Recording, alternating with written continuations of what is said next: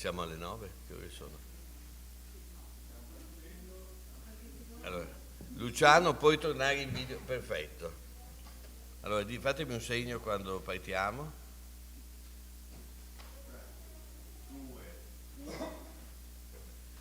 Buongiorno, cominciamo questa sessione dedicata agli studi in Italia o diciamo così, di formazione italiana su Colombo con un importantissimo contributo. Ringrazio molto il professor Luciano Formisano di essersi collegato con noi, Luciano Formisano dell'Accademia Nazionale dei Lincei, già professore ordinario di filologia romanza all'Università di Bologna, ha studiato a Firenze, poi anche alla Scuola Normale Superiore, dove è stato ricercatore di filologia romanza, e poi ha continuato la carriera prima a Salerno, poi appunto a Bologna. Nel 2017 ha ricevuto l'importantissimo premio Antonio Feltrinelli per la filologia e siamo felici di averlo qui appunto ad aprire questa mattina, perché appunto oltre alla filologia e alla linguistica romanza i suoi interessi principali comprendono proprio la letteratura di viaggio e di scoperta. Luciano, la parola a te, grazie ancora per essere qui in modo almeno virtuale insieme a noi.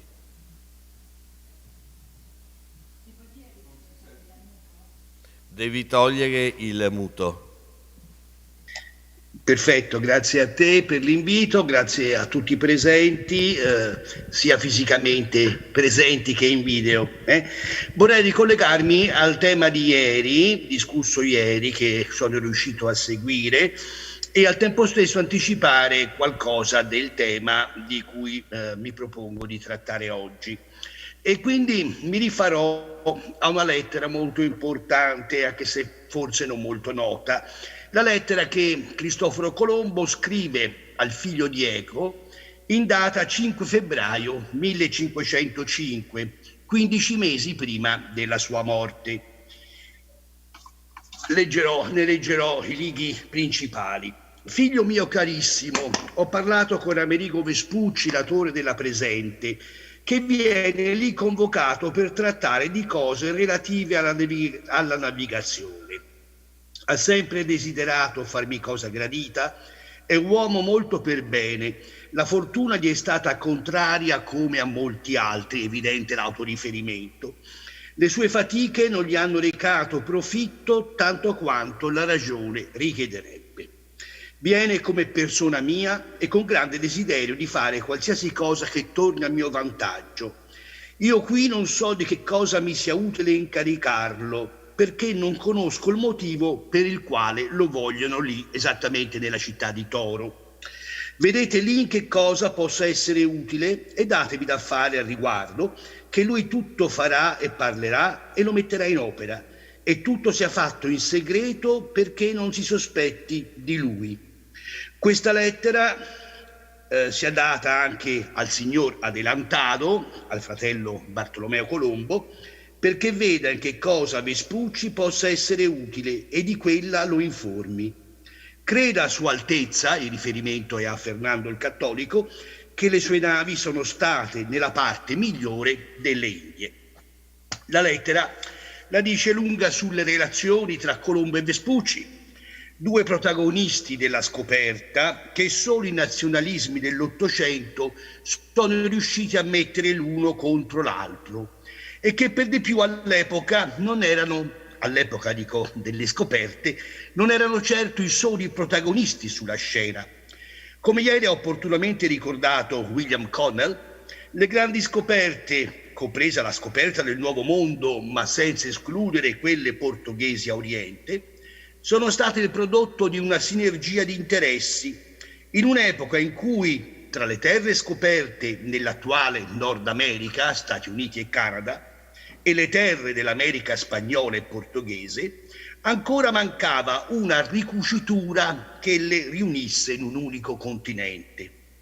Lo stesso nome America, che all'epoca sarà stato pronunciato America, che si legge nella carta di Martin Valdez Mueller, datata 25 aprile 1507, che è anche la data in cui l'America è stata tenuta a battesimo, in realtà designa una terra compresa tra il Venezuela e il Brasile, anche se da Vespucci identificata non con le Indie, magari con la parte migliore delle Indie, come ancora credeva Colombo nel 1505, ma con un quarto continente, distinto da Europa, Asia e Africa.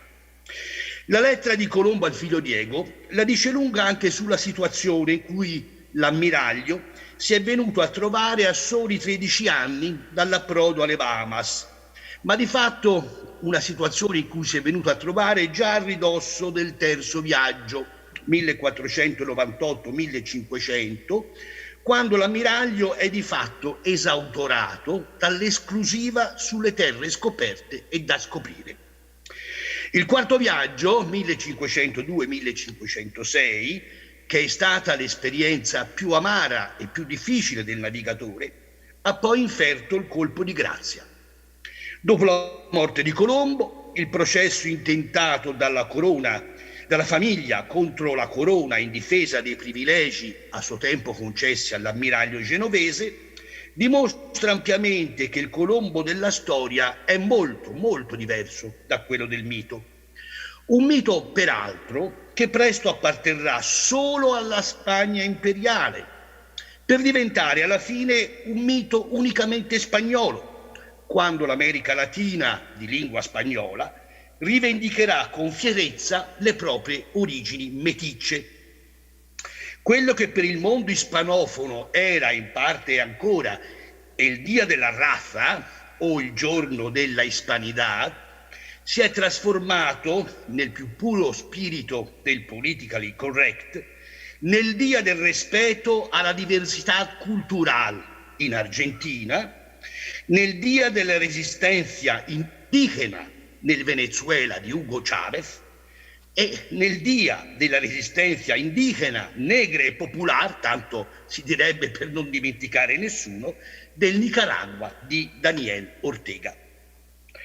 Considerata l'avversione degli italiani nei confronti della Spagna imperiale, si pensi alle denunce dei soprusi commessi dagli spagnoli che abbondano nel Mondo Nuovo di Girolamo Benzoni, Milano 1570, l'attaccamento della comunità italo-americana a Colombo ha del mirabile, pur essendo perfettamente giustificabile per i motivi che ieri sera sono stati ampiamente illustrati. Resta il fatto che Colombo, pur non avendo mai dimenticato le proprie origini genovesi, non ha scritto un solo rigo in italiano. Sono piccole cose sulle quali mi pare vale la pena di riflettere. Ciò premesso, in questa sezione mi soffermerò sulla parte che lo stesso protagonista ha avuto nella costruzione, o piuttosto nel tentativo di costruzione, del proprio mito, in un momento particolarmente delicato della sua impresa, sicché quello che a prima vista è un programma di autopromozione, di fatto è anche una autodifesa preventiva. In questo senso parlerò di strategie della comunicazione, cercando di mostrare che in Colombo, uomo di mare, ma anche come è stato definito assiduo notaio e cronista delle proprie gesta, i problemi della comunicazione acquistano una dimensione che non esiterei a definire moderna. Per farlo mi limiterò a prendere in esame la lettera con cui viene annunciata la scoperta e i testi ad essa correlati. Prima alcune informazioni per i non specialisti. La lettera, chiusa il 15 febbraio 1493 presso le Canarie, con un poscritto datato Lisbona 4 marzo 1493, è il solo degli scritti dell'ammiraglio, tutti rigorosamente redatti in spagnolo, ad essere pubblicato quando il navigatore era ancora in vita. Gli altri, quelli che di solito vengono letti, ad esempio il celebre giornale o diario di bordo della prima navigazione resteranno inediti fino al XVIII secolo. La lettera dalla Giamaica sul quarto viaggio, chiusa il 7 luglio 1503 e già pubblicata in italiano a Venezia nel 1505, verrà conosciuta nel suo testo originale solo nel 1825. La lettera che annuncia la scoperta è già pubblicata nell'aprile del 93, diciamo un mese più o meno dopo il ritorno di Colombo a Saltés e di lì a Barcellona, dove all'epoca si trovava la corte. Un'edizione rara, se ne conserva un solo esemplare, ritrovato alla fine dell'Ottocento, oggi di proprietà della New York Public Library.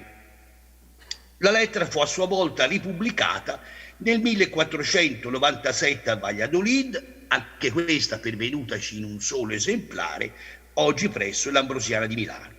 A questa edizione a stampa precoce si aggiunge la versione latina di Leandro de Cosco, membro di una nobile famiglia aragonese, ma soprattutto chierico al servizio di Papa Borgia Alessandro VI, che non a caso era aragonese. E la traduzione, anche questa è precoce, la traduzione latina, perché è datata 29 aprile 1493. La veste latina, più che a istanze di tipo umanistico, che pure non saranno mancate, rispondeva a una precisa operazione di propaganda politico-culturale da condursi su scala internazionale. Ricordo che tra il maggio e il settembre del 93 Papa Borgia, aragonese non a caso, emanava ben 5 bolle con cui si assicuravano i diritti della Spagna sulla scoperta in modo da prevenire un'eventuale controffensiva portoghese. Non a caso questa versione latina conosce 3 edizioni romane già nel 1493, cui si aggiungono a distanza di solo un anno altre 6 edizioni in un'area vastissima compresa tra Anversa, Basilea e Parigi.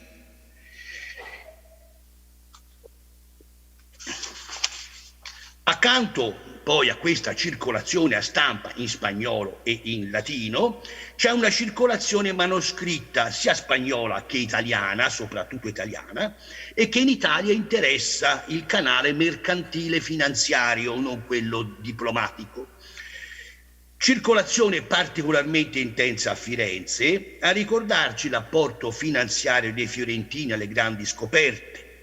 A Siviglia, lo ha ricordato ieri William Connell, nel 1493 fino a tutto il 95 lo stesso Colombo è unito in società col mercante schiavista Giannotto Berardi, già operante sulla piazza di Lisbona, specializzata nella tratta degli schiavi africani, quel Berardi che a Siviglia è anche procuratore insieme a Vespucci del Banco dei Medici, ovviamente non il ramo del Magnifico, ma quello dei suoi ricchi cugini Lorenzo e Giovanni di Pierfrancesco, i cosiddetti popolari. Quindi una circolazione diffusa e plurilingue. La lettera è stata un vero e proprio bestseller, il primo bestseller della storiografia americana.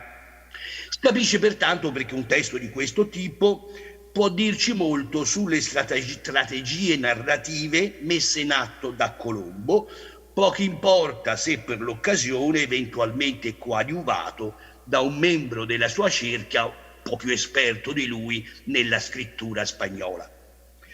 Avviciniamoci dunque al testo, anzitutto esaminiamone il dispositivo epistolare. La lettera è scritta al passato, come si conviene a una lettera relazione, ma di fatto è anche una lettera circolare, materialmente indirizzata ai 2 personaggi della corte barcellonese di Fernando il Cattolico, che avevano anticipato la somma con cui la corona si era impegnata a finanziare il primo viaggio.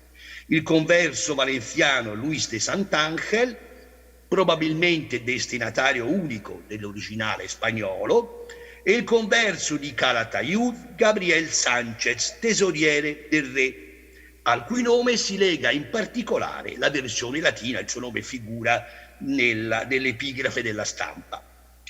Funzionari regi da cui era lecito attendersi un appoggio concreto alla causa e un adeguato ripetitore delle notizie dall'ambiente chiuso della corte al mondo esterno, in modo da creare una sinergia di interessi pubblici e privati intorno alla scoperta. Nell'originale spagnolo il nome del destinatario non è espresso. Lo scrivente, Colombo, si rivolge a un generico signor, la cui identità resta priva di rilevanza testuale. Lo stesso dispositivo epistolare è ridotto al minimo, alla presenza appunto di un destinatario e al datum finale, seguito questo da un poscritto, che viene spesso soppresso nei testimoni. La narrazione guadagna così, si sgancia dal dispositivo epistolare guadagnando in autonomia e in sistematicità, assumendo l'aspetto di una relazione, di una cronaca, se volete, oggettiva. Ecco, quello che interessa è che di fatto vengono oculatamente censurate tutte le informazioni sensibili per le quali noi moderni siamo obbligati a rivolgerci al giornale di bordo. Anche questo pervenutoci in un solo esemplare, peraltro non originale, perché si tratta della trascrizione autografa in forma di riassunto di padre Bartolomé de las Casas, all'interno della quale le parole dell'almirante vengono talvolta citate, cioè riferite come tra virgolette. Il testo, rimasto inedito fino all'edizione nel 1791, è a sua volta da confrontare con quanto del giornale di bordo originale, che è andato perduto, lo ripeto, è passato a sua volta nella storia della Indias dello stesso Las Casas. Guarda caso, un altro testo noto solo molto più tardi, è stata pubblicata la storia nel 1875-76. C'è poi un altro testo di confronto, si tratta delle storie della vita e dei fatti dell'ammiraglio Don Cristoforo Colombo, versione italiana di un originale spagnolo poi perduto, opera di Fernando Colombo, il figlio naturale dell'almirante, noto soprattutto come bibliofilo, di fatto il fondatore della Biblioteca Colombina di Siviglia. In questo senso, per ciò che si riferisce al viaggio di scoperta, la lettera rinvia a un altro da sé, a un insieme di testi che all'epoca erano noti solo a pochi aficionados, a pochi membri della cerchia più vicina a Colombo e alla corte, e che spetta oggi allo storico di ricostruire. Ciò è particolarmente vero per tutta una serie di reticenze e di bugie, piccole o grandi che siano. Un esempio di reticenza lo troviamo subito all'inizio della lettera.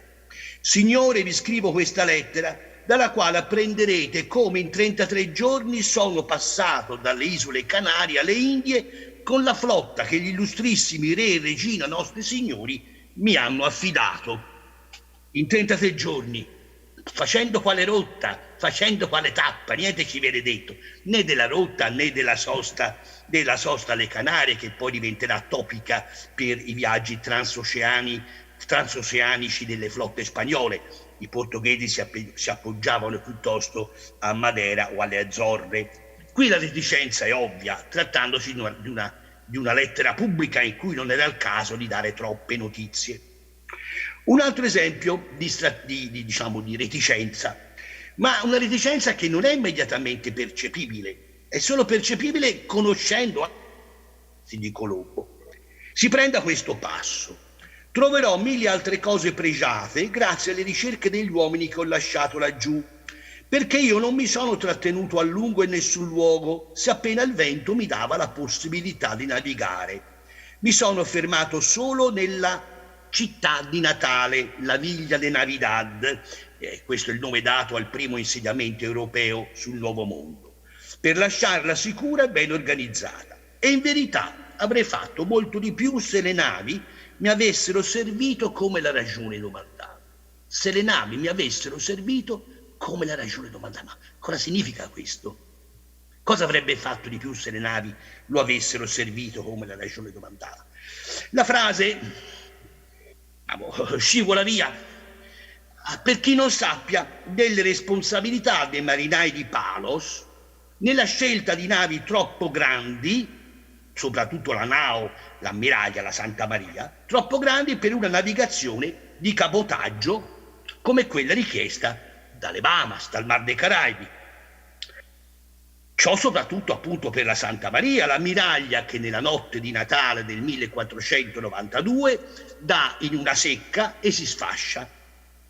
Come si legge nel giornale di bordo, alla data 26 dicembre, Colombo andava sempre con l'intento di scoprire e non fermarsi da nessuna parte, perché la nave dice che era molto pesante e non adatta alle esplorazioni, e il fatto di avere quella nave dice che era stato a causa di quelli di Palos, che non avevano mantenuto la promessa al re e alla regina di fornire navi adatte a quel viaggio. Ecco quindi la spiegazione che nella lettera è assente. Ecco in che senso le navi lo avrebbero dovuto servire come la ragione domandava. Navi più piccole, non le caravelle che aveva e soprattutto non una grossa nao come l'ammiraglia, la Santa Maria. Non è da escludere peraltro che in questo servizio non perfetto delle navi, non è da escludere che Colombo non faccia anche riferimento all'insubordinazione del comandante della Pigna, anche lui un marinaio di Palos, anzi un valente capitano di Palos, Martín Alonso Pinzón, il capitano di Palos che il 21 novembre si era staccato per conto proprio dalla flotta, avviando una spedizione in proprio alla ricerca dell'isola di Baneque, donde los indios dicen que hay mucho oro, dove gli indios dicono che c'è molto oro. Giornale di bordo, 22 novembre. Il Pinzón sarebbe ricomparso solo il 6 gennaio, salvo poi scomparire di nuovo durante la tempesta del 13 e 14 febbraio, quando per la Niña si prospetta il pericolo, ormai rimasta sola, perché la Santa Maria si è sfasciata e la Pinta se n'è andata per conto suo, quando per la Niña, che se si chiama Niña sarà stata anche piccola, si prospetta il pericolo concreto di un naufragio, con la Pinta che per conto suo corre veloce verso la Spagna e il suo capitano, l'infido Martín Alonso, libero di arrogarsi impunemente il merito della scoperta. Stando al giornale di bordo, è in quella tempesta che Colombo decide di scrivere una lettera ai re, che avvolta in un panno di tela cerata viene messa in un barile di legno affidato alle onde, per far conoscere, se fosse stato possibile, la verità, un messaggio affidato a una bottiglia. Niente di tutto questo nella lettera circolare, che è un testo pubblico e diciamo abbastanza trionfale. Lettera che peraltro si dice chiusa il 15 febbraio, cioè il giorno successivo alla tempesta, e presso le isole di Canaria.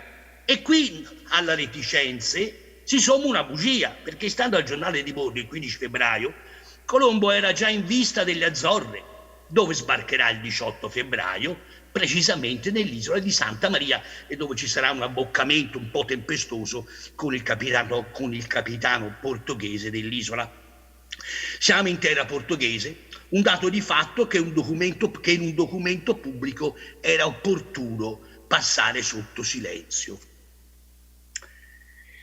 Ma la bugia più clamorosa concerne le ragioni della costruzione della città di Natale, della Villa de Navidad.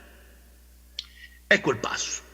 In questa spagnola, la Spagnola, il nome con cui Haiti era stata ribattezzata dallo scopritore, nel luogo più conveniente e nella regione più favorevole per le miniere d'oro e per tutti i traffici sia con la terraferma nostra, cioè l'Europa, che con quella del Gran Khan, con cui si potranno avere grandi commerci e profitti, ho preso possesso di un grosso villaggio, al quale ho dato il nome di città di Natale, Villa de Navidad.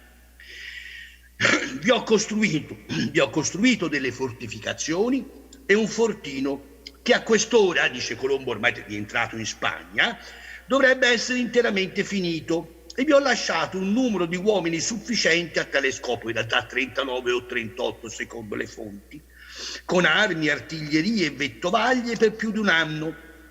una fusta, una grossa scialuppa, e un mastro d'ascia. Io ho stretto grande amicizia con il re di quella terra, che si pregiava di chiamarmi e di considerarmi fratello. E anche se mutasse animo e volesse recare offesa a questa gente, né lui né i suoi sanno cosa siano le armi, e vivono nudi, come ho già detto, e sono i più paurosi che esistano al mondo, così che la sola gente che rimane lì è sufficiente per distruggere tutta la terra, e l'isola è priva di pericoli per le loro persone se si sanno amministrare. In realtà non si sapranno amministrare, perché al ritorno a Hispaniola, all'inizio del secondo viaggio, Colombo troverà la città distrutta e i cadaveri recenti, insomma, degli spagnoli che evidentemente si erano lasciati andare a ogni sorta di sopruso. La notizia che qui Colombo ci dà nella lettera della scoperta, documento, ripeto, a stampa pubblico, è bestseller, è volutamente incompleta.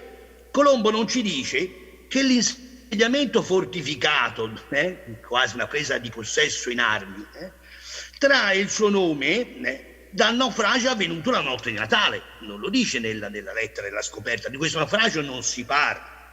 Non ci dice a maggior ragione che la fortezza è stata costruita con legname della Santa Maria e approvvigionata con quanto era stato possibile recuperare grazie al generoso intervento dei nativi. La fusta, la grossa scialuppa di cui parla nella lettera, è appunto il battello di bordo dell'ammiraglia. Quindi non la testimonianza di una conquista armata, ho preso possesso, ma l'unica protezione possibile offerta ai 39 o 38 uomini, tra i quali alcuni volontari, che per il ritorno in Spagna non avevano potuto trovare posto sulla piccola Niña, l'unica caravella rimasta dopo l'insubordinazione di Martín Alonso Pinzón, che da novembre a gennaio se n'era andato per conto proprio a cercare oro. Questi fatti invece sono minutamente descritti nel giornale di bordo, dove alla data 26 dicembre si aggiunge: davvero quel disastro non fu altro che una grande fortuna, perché è sicuro che se non mi fossi incagliato sarei passato via al largo senza gettare l'ancora in questo posto, né in questo viaggio avrei lasciato qui degli uomini, né se avessi avuto l'intenzione di lasciarli avrei potuto dare loro un così buon avvio, né tanta attrezzatura e vettovaglie, né equipaggiamento per una fortezza. Quindi Colombo dice espressamente che non sarebbe stato affatto sua intenzione iniziare nell'immediato una qualche opera di colonizzazione, ma che tutto è stato dovuto al caso, un caso che ovviamente Colombo, in cui Colombo vede una precisa volontà di Dio. L'autocensura della lettera, l'autocensura a proposito del naufragio della Santa Maria, è a tal punto ben costruita che ha tratto in inganno anche uno studioso, e per di più viene da sorridere, un semiologo del valore di Cvetan Todorov. Pubblicando la lettera con traduzione francese insieme ad altri scritti, Todorov osserva al riguardo, traduco in italiano: Colombo porta bene il proprio nome, inaugura la colonizzazione moderna. Si sente, fin dal suo primo viaggio, che lascia solo una scelta alle popolazioni incontrate: o sottomettersi di loro propria volontà, perché lo ammirano lui, re di Spagna, il Dio dei cristiani, o perché sono ad ogni modo dolci e generose, o di sottomettersi con la forza. Colombo non esita un istante a farli prigionieri, a costruire una fortezza che gli permetterà di tenerli a bada, di ridurli in schiavitù. A parte il giochetto un po' retro, un po' anni 70, su colon e colonisation, Colombo e colonizzazione, che peraltro non funziona in italiano, la sostanza è giusta, certo è giusta. Solo che al momento di costruire la Navidad, l'almirante si trovava in una situazione tutt'altro che diciamo favorevole, una situazione oltremodo precaria, tenere a bada i nativi, certo, ma con uno scopo che al momento poteva essere solo difensivo. Insomma, storico della conquista, raccontata anche attraverso la voce dei conquistati, Todorov si mostra a tal punto seguace della leggenda negra di fabbricazione peraltro anglosassone, da non cogliere la sottigliezza dell'autocensura della lettera della scoperta. E non la coglie perché questa autocensura è percepibile solo grazie a un controllo paziente, diciamo la parolina magica, filologico, delle fonti disponibili. Solo questo confronto può chiarire come una bugia abbia contribuito all'idea di una presa di possesso armata, già appunto alla fine del 92, inizio del 93. Non un certo un caso che nella sezione del giornale di bordo dedicata al 26 dicembre, al giorno dopo il naufragio, che in questa sezione affiora un vero e proprio leitmotiv colombiano, ossia la destinazione dell'oro delle Indie alla riconquista di Gerusalemme, riconquista in certo modo prefigurata dalla presa di Granada, di cui la lettera nulla ci dice. Dice l'ammiraglio che spera in Dio che quando fosse tornato qui dalla Castiglia avrebbe trovato un barile d'oro che coloro che doveva lasciare avrebbero ottenuto col baratto e che avrebbero trovato la miniera d'oro e le spezie e in tanta quantità che i re entro 3 anni avrebbero potuto prepararsi a intraprendere la conquista della Casa Santa. Così, dice lui, raccomandai alle vostre altezze che tutto il ricavato di questa mia impresa si impiegasse per la conquista di Gerusalemme. Quindi una presa del diario, dopo aver parlato dei motivi della costruzione della fortezza e dopo aver detto che tutto sommato era stata la volontà di Dio, il naufragio e il dover lasciare degli uomini a terra, questa casualità, questa fortuna, in realtà volontà di Dio, avrebbe se non altro avviato quella causa la causa della riconquista di Gerusalemme attraverso appunto il ritrovamento delle miniere d'oro e il baratto. La strategia comunicativa che ho cercato di illustrare sulla base della sola lettera stampa e del giornale di bordo, e fra breve termino, trovo una conferma della cosiddetta lettera ai re, scoperta solo nel 1989. La storia di Colombo è una storia di scoperte tardive e stampe tardive. Scoperte in un copialettere di scritti colombini. Anche questa lettera ai re, come la circolare, è scritta a ridosso del ritorno dal primo viaggio. Forse una copia della lettera che l'ammiraglio dice che avrebbe messo in un barile affidandolo alle onde durante la tempesta già ricordata del febbraio 93. Solo che questa volta non si tratta di una circolare, di un testo destinato pubblico e tantomeno destinato alla stampa, ma di un testo destinato esclusivamente ai re cattolici. Non mancano coincidenze con il testo a stampa, sia di sostanza che di forma, coincidenze numerose, al punto che ci danno l'impressione, che si ha l'impressione che tra le due lettere abbia avuto luogo un travaso di intere porzioni di testo.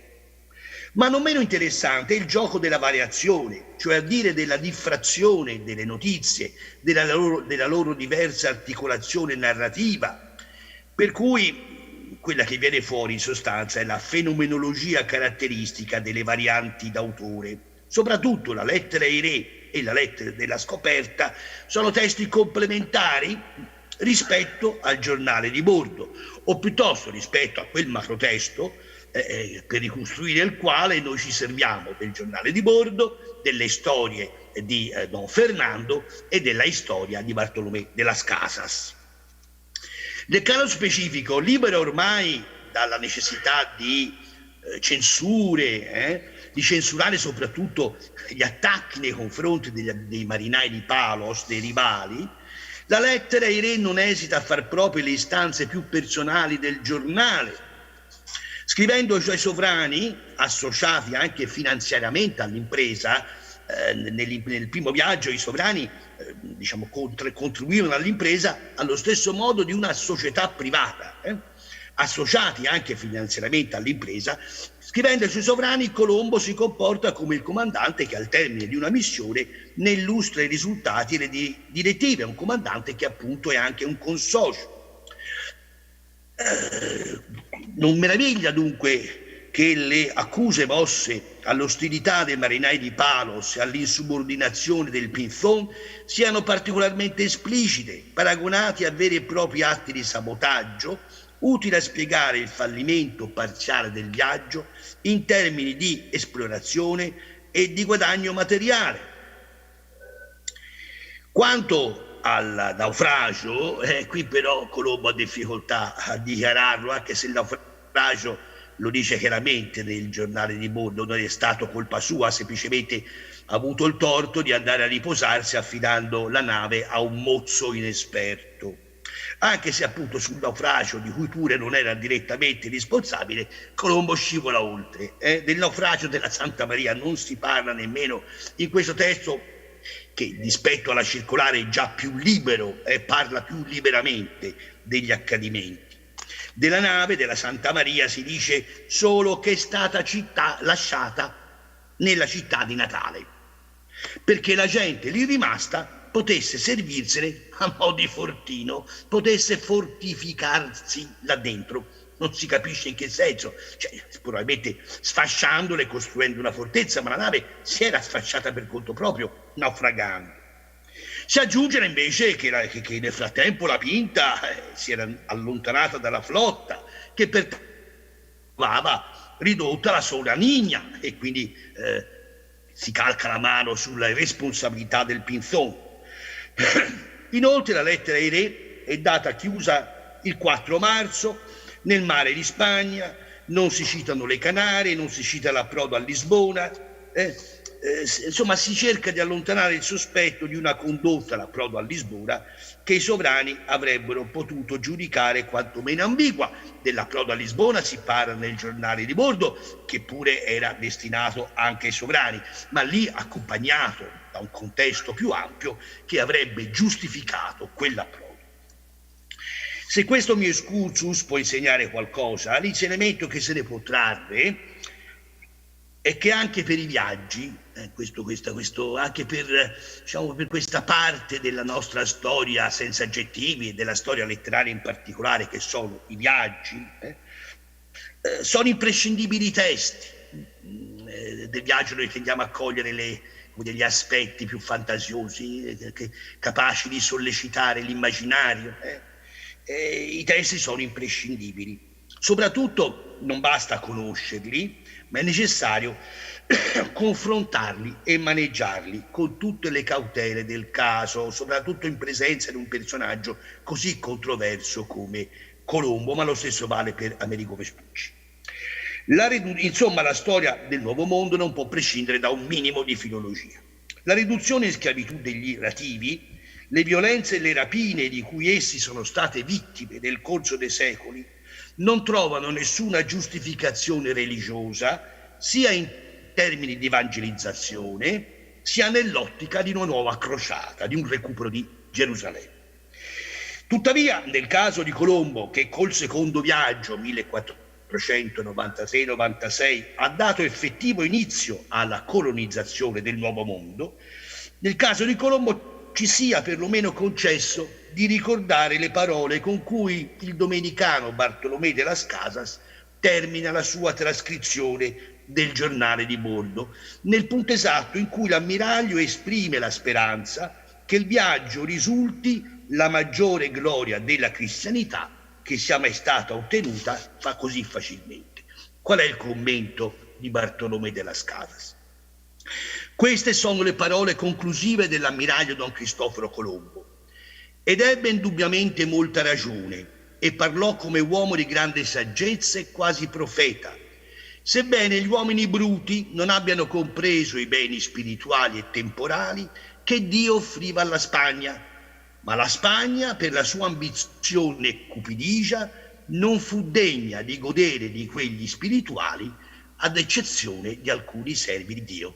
E qui concludo ricordando, è doveroso, che l'autore di questo commento è anche, guarda caso, l'autore di quel testo che si intitola Brevissima relazione della distruzione delle Indie, appassionato pamphlet contro i conquistadores, è anche il peroratore appassionato dei diritti dei nativi contro gli abusi degli encomenderos, cioè in sostanza contro le leggi volute da Carlo V.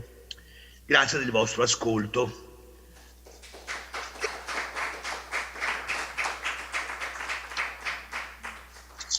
Grazie Luciano per questa ricchissima relazione che ci fa ricordare come non sia sufficiente dire bisogna tornare alle fonti, perché le fonti stesse non sono dati incontrovertibili, ma devono essere messe a confronto tra di loro. E come in fondo la conquista diciamo i viaggi di Colombo rappresentino una svolta storica, anche perché si collegano ad un'altra svolta storica che è l'invenzione della stampa. Quello che hai detto appunto ci fa ricordare come la costruzione del mito di Colombo sia strettamente legata proprio alla possibilità di diffondere i documenti in forma non più solo manoscritta. Io non so se ci sono delle domande rispetto a questa relazione, che io credo che sia fondamentale perché ci porta alle origini stesse dell'immagine di Colombo e alle radici stesse di questo seminario tra mito e storia. Chiedo se appunto qualcuno vuole fare una domanda, se no io vorrei fartene una subito, e cioè come la costruzione di questo mito si può collegare a quello che accade nel caso di altri esploratori, perché ieri O'Connell ci ricordava appunto di questo gruppo di esploratori tutti italiani che si muovono e che non si limitano a viaggiare ma scrivono, e quindi come è possibile individuare una comune strategia comunicativa, oppure come questa strategia come si articola nei diversi viaggiatori? Sì, in realtà poi è vero, sono diversi diciamo, i concorrenti sulla scena agli inizi del XVI, fine XV, inizio XVI secolo. Alcuni diciamo fanno naufragio letterario, fra questi che ne so Verazzano, che pure aveva grandi doti di scrittore, la sua lettera sulle regioni della Baia di Hudson, no, fino ai confini col Canada, è una lettera bellissima scritta da un vero e proprio umanista, ma non ha avuto appunto la stampa a sua disposizione.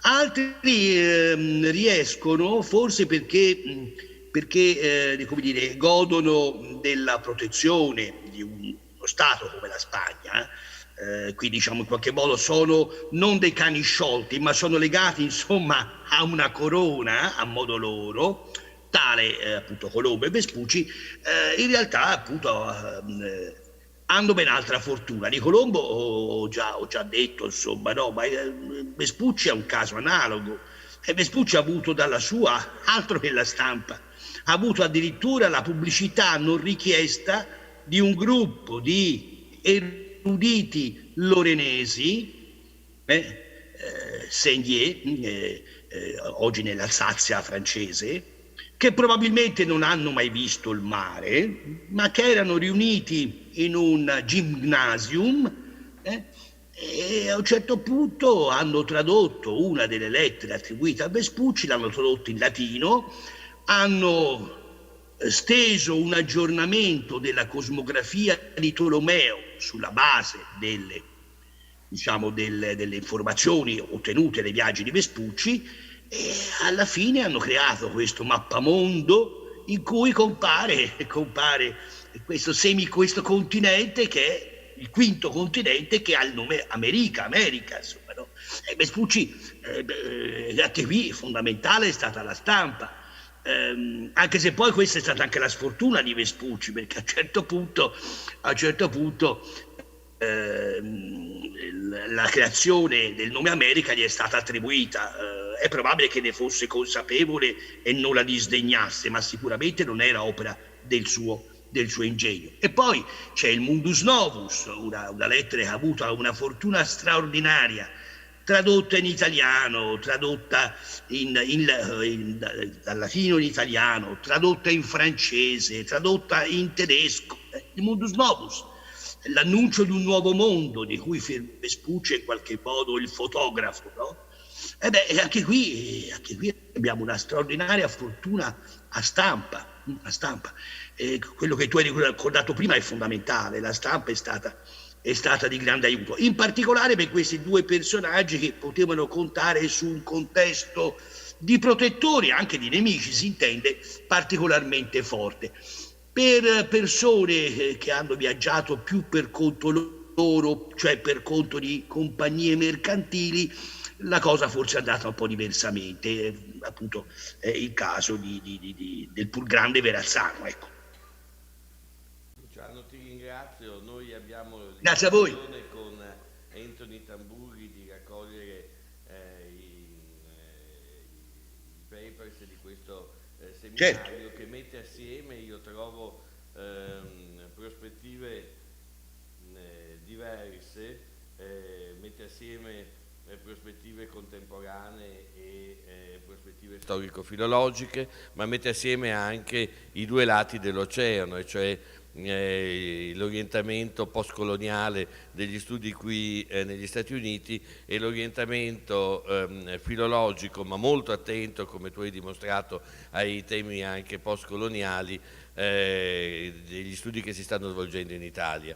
E quindi trovo che sia un'occasione straordinaria di incrociare competenze, e sono molto felice che ci sia qui il nostro console Fabrizio Di Michele, così come ieri c'è stata l'ambasciatrice ad aprire il seminario, perché questo dimostra l'attenzione che rispetto alla propaganda su Colombo la nostra diplomazia sta facendo nell'ascoltare tutte le voci che su Colombo stanno venendo sia negli Stati Uniti sia dall'Italia, e nel ripensare questa figura che resta centrale ovviamente nel nostro percorso storico. E quindi con grande amicizia, insomma, grazie ancora e ci sentiamo presto per continuare questo pezzo di cammino e magari immaginarne un'altra tappa l'anno prossimo. Senz'altro. Io intanto però continuo a seguirvi D'accordo, per tutto il pomeriggio. va bene. Buon lavoro, io continuo a A seguirvi. presto Luciano, grazie. A presto, a presto. And now we are going to have two more Italian speakers who will speak in English. The first one is Giulio Busi, the author of this beautiful book, Cristoforo Colombo, il marinaio dei segreti. He is actually a great scholar in the field of Judaic studies.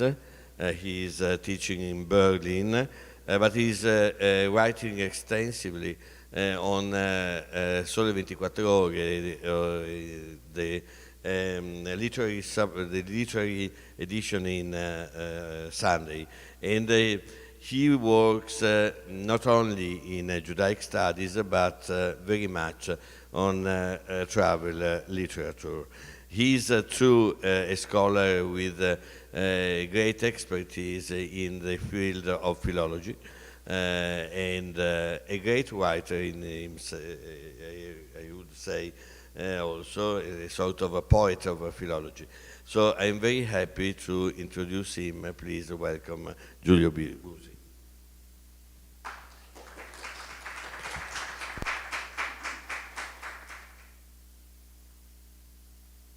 I'm very happy to be able to join this meeting on Christopher Columbus, organized by the Istituto Italiano di Cultura in New York. I'm grateful to its director for having invited me to give this lecture today. Christopher Columbus, the sailor of mysteries. This is the title I gave to my biography of Christopher Columbus that appeared last year, 2020, in Italian. And in fact, the life of Columbus is full of mysteries, of secrets. The first and foremost of these mysteries concerns his origin, his family. And this is the mystery of the family is something he tried to hide all his life long. If we understand and analyze this mystery, also all the other mysteries connected with his life became a bit clearer. The family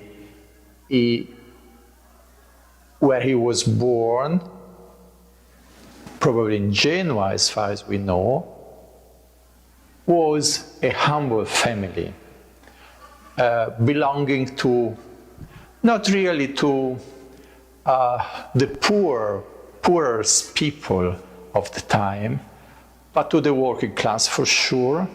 His father was a wool weaver and was involved in lower business and lower trade. He moved from Genoa to Savona, and then nearby Savona, always in Liguria, for a certain amount of time. And Columbus, Christopher, was involved in his early life, when he was a teenager, in the trade of his father. In some official archival documents, he is called laniero, that is, wool weaver. And for the future admiral of the sea, of the ocean sea, this kind of social origin was for sure something shameful, in the sense that this involvement in trade, to be a merchant, was considered in Genoa and usually in Italy, at least in quite a few cities, Italian cities, normal and acceptable, even for members of the aristocracy. But in the Iberian Peninsula, where later Columbus found his way and lobbied in order to get the support of the monarchs, first of Portugal and then of Castile and Aragon, for the nobility there in Portugal and in Spain to be involved in trade in such a measure and to be involved in lower trades and skills was something unacceptable. That's why, and also probably in order to hide not to stress so much. Everybody knew it, but about his Italian origins. But it was crucial for him at the new setting and the Iberian setting not to stress this origin, not to show himself too much as an Italian if he wanted to get the favor of the monarchs in Portugal and especially in Spain. And more than this, it was crucial for him to hide this lower social abstraction. This is the first and foremost of his mysteries, of his secrets. And he was very, very clever and tried in every way to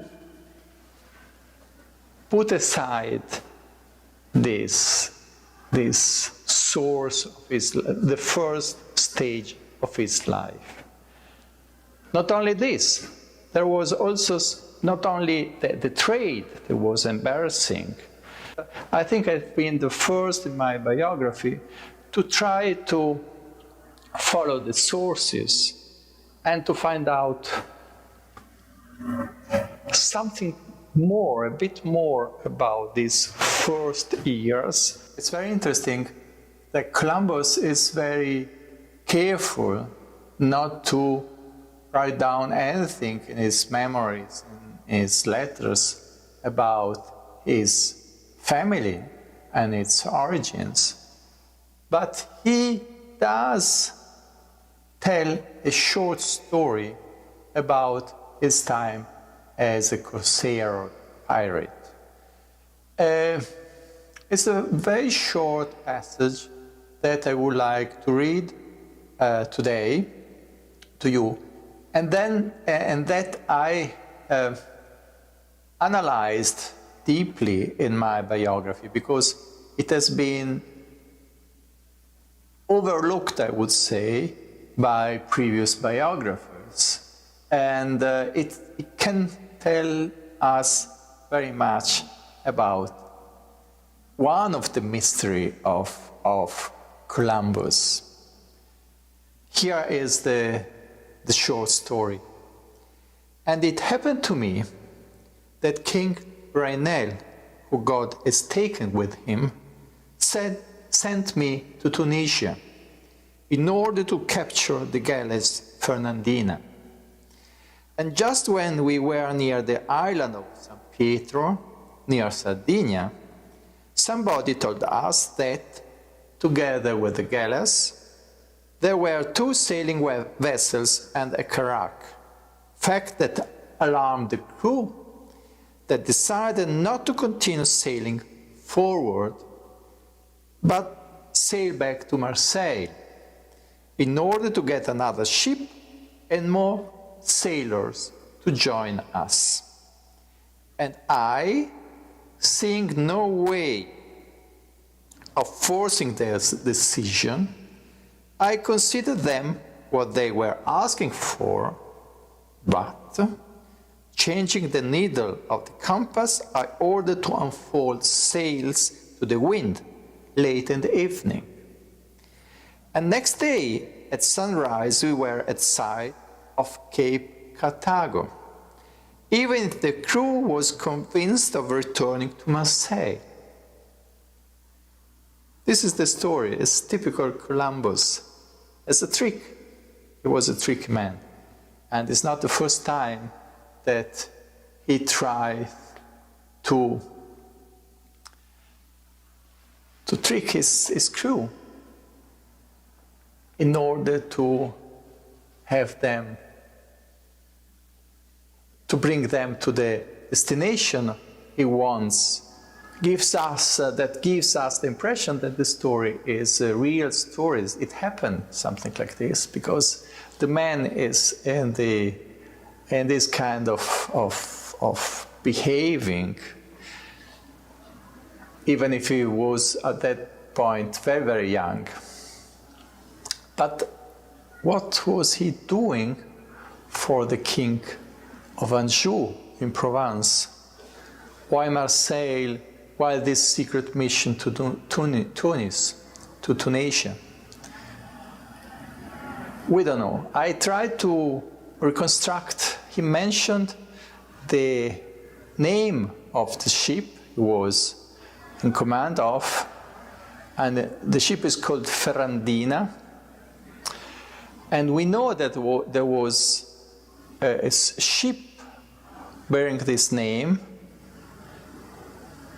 that was owned in part, was a joint venture between the King of Naples, Ferrante,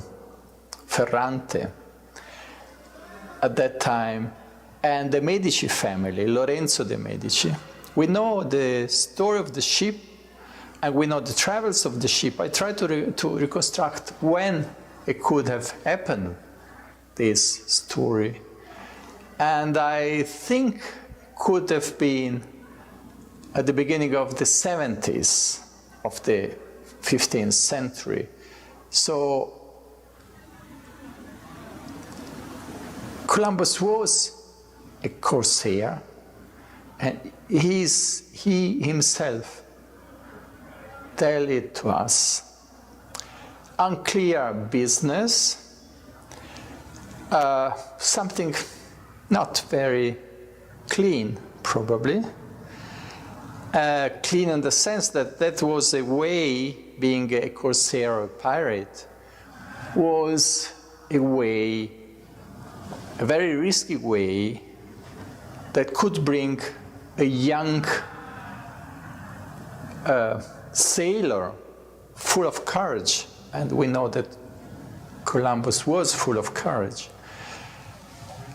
to step by step to the higher level of power and of military importance. So this is a second mystery. There are more stories like this. There's a story that also is told not so clearly, but by Columbus himself, about an episode that took place in front of the coast of the Iberian Peninsula, and it's unclear if it's involved in this episode of piracy, on which side he is involved. Is fighting against the people of his city, or is fighting for them?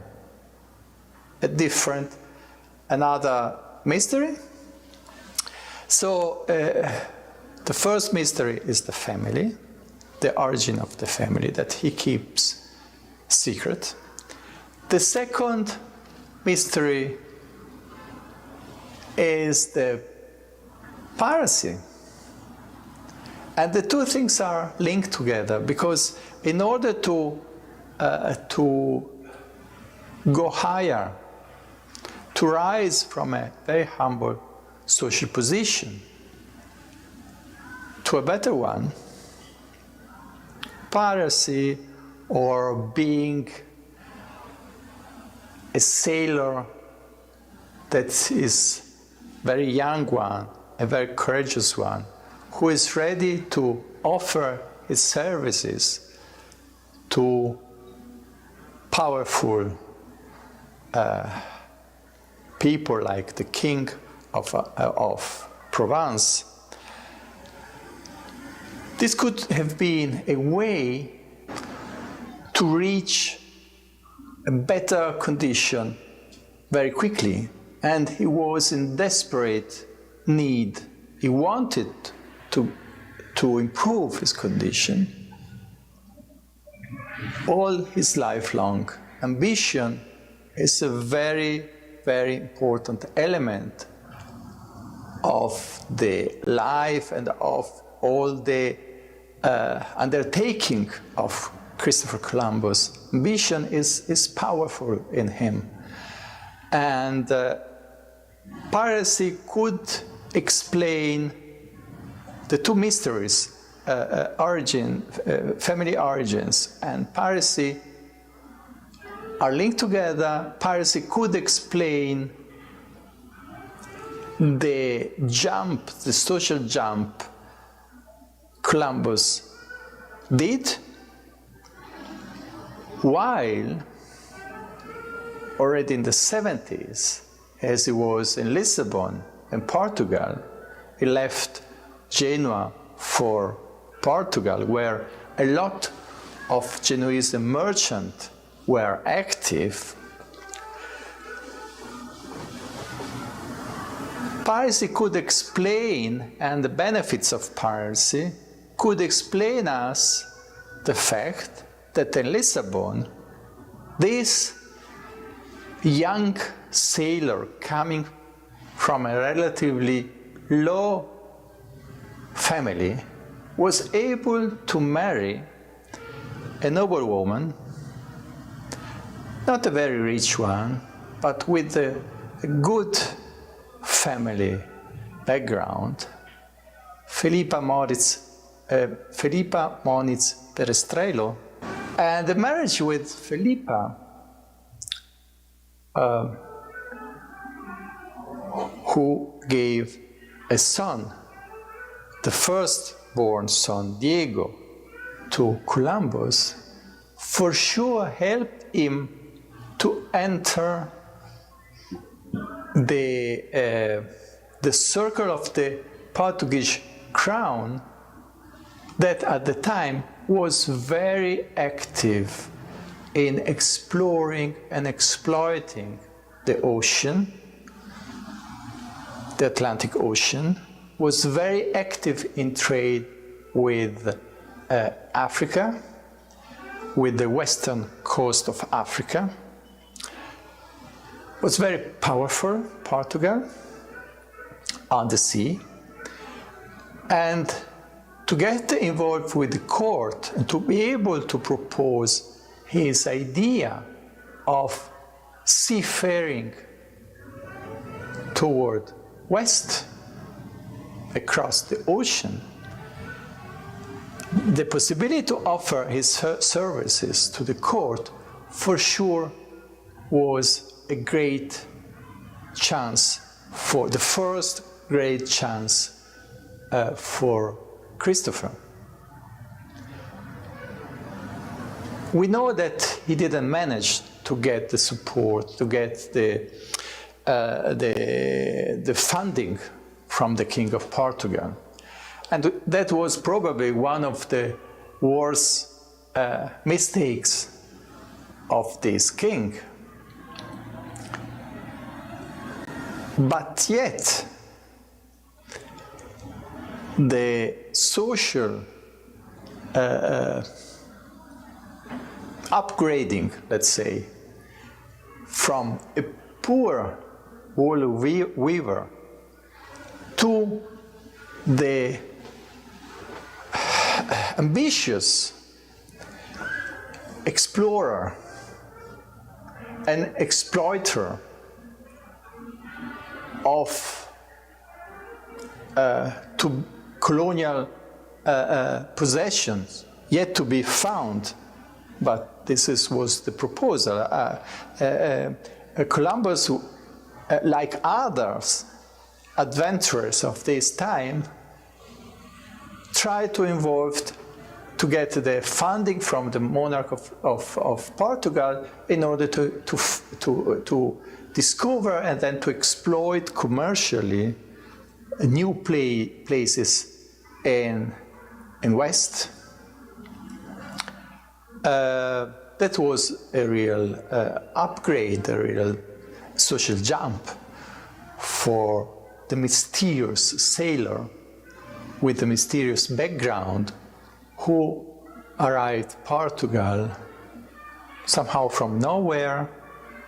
He was well connected with Italian and especially Genoese merchants and merchants from Tuscany and bankers from Tuscany who were active in Portugal and Lisbon in particular. Was an upgrade. The next step, we know, after leaving Portugal, the first wife died, and we don't know, still very, very young. The Filippa died, and we don't know exactly when and how. But for sure, the death of his wife was one of the ground that that induced Christopher to leave Portugal for Spain in order to try to convince the Queen of Castile, the monarchs Ferdinand of Aragon and the Queen of Castile, Isabel, in order to convince them to support him in his adventure across the sea. I don't want to, obviously, to get into all the discussion about the preparation for the first travel voyage and the discussion about the difficult time Columbus had in order to convince the monarchs. This is a different story that I tell in my biography, but that has been often told. My next mystery, let's say so, concerning Columbus, concerns his Jewish origins. As you see, it's always something that has to do with his family. It has been said many times, and is repeated always, also today. Many things are repeated concerning Columbus. It's so famous. His figure is so famous and so influential that many stories about him are told and retold from time to time. Every year, a new discovery about his origins, or about his, in this case, about Judaism, comes out. I would say I'm a professor of Jewish studies and in Berlin, and this is my main field. Jewish studies are my main field, besides Renaissance studies and the history of Italian culture during the 15th and 16th century. And being a scholar in Jewish studies, I was, of course, very interested in trying to ascertain if this Jewish link was real or just speculation. As far as I could find out, it's just speculation. There's no evidence at all of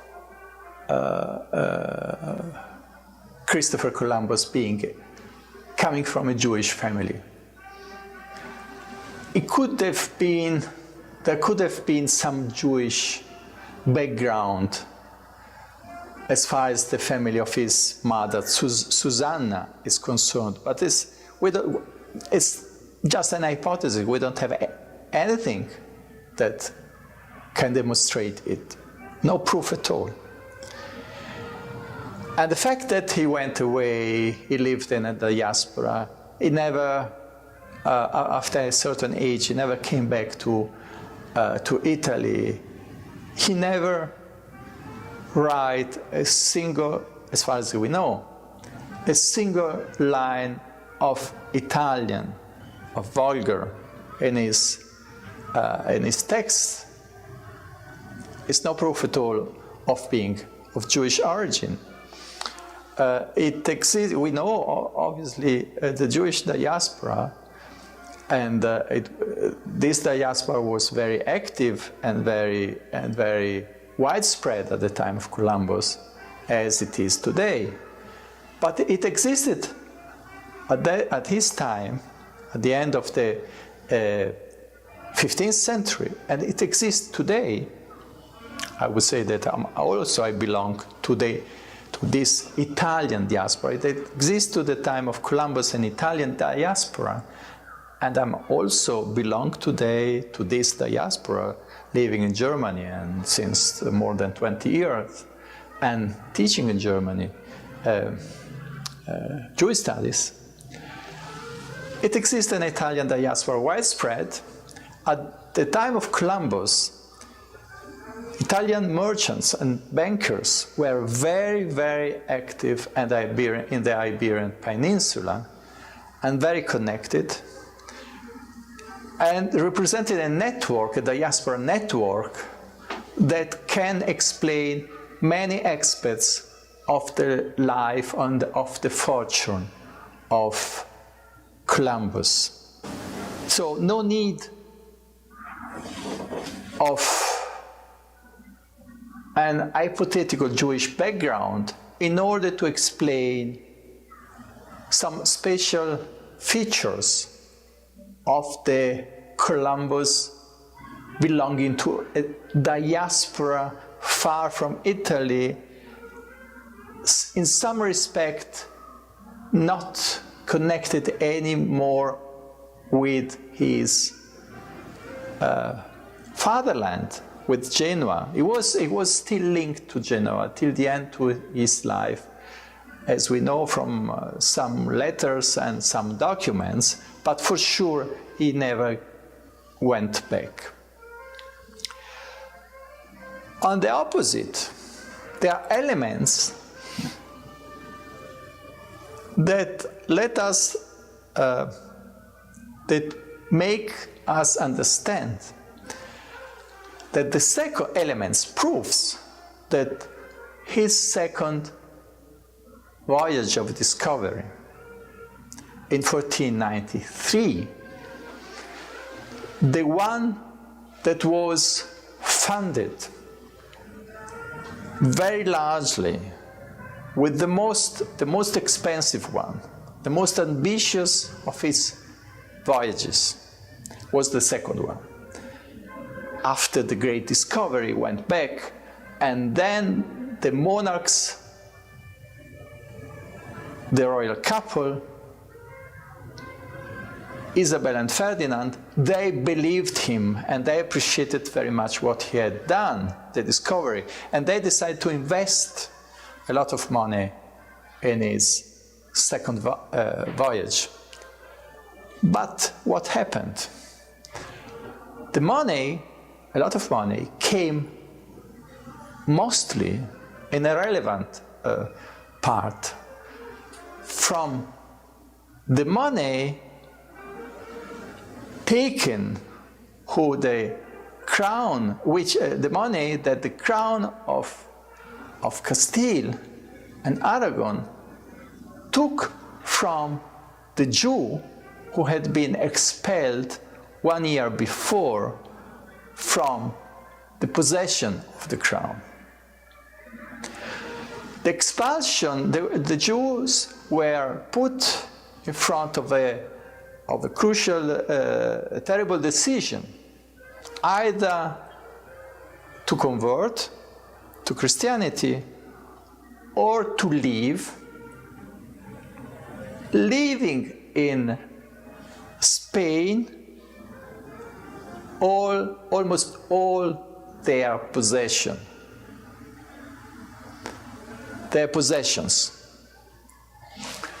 So it was a huge amount of goods, of money, of properties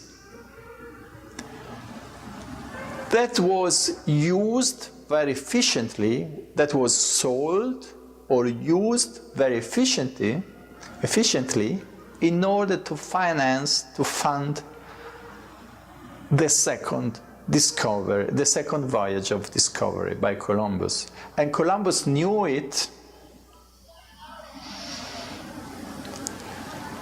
very well and took advantage of this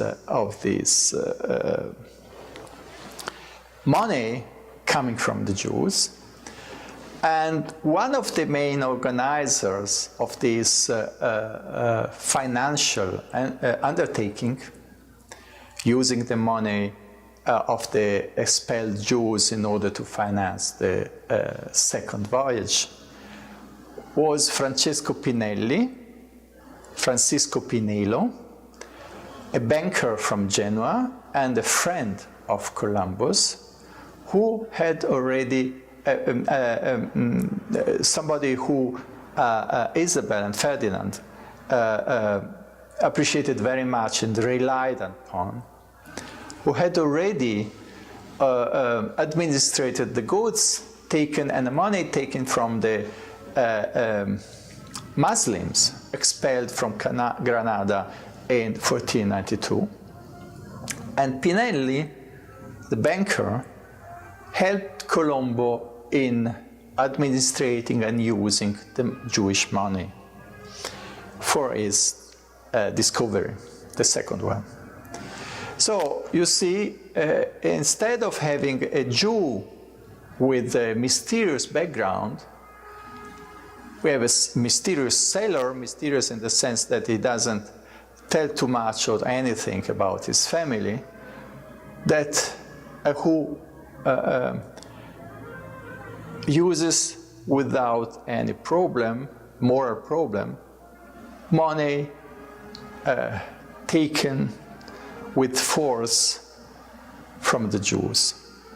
It's the opposite that the myth of Jewish Columbus, I would say. One more detail about the mystery of his family, the way he kept the secret. I mentioned in my book, and I analyzed and I tried to understrike an episode that, to my mind, is the clear demonstration of his origin from Genoa, from a poor family, despite all the speculation that have been and also that still are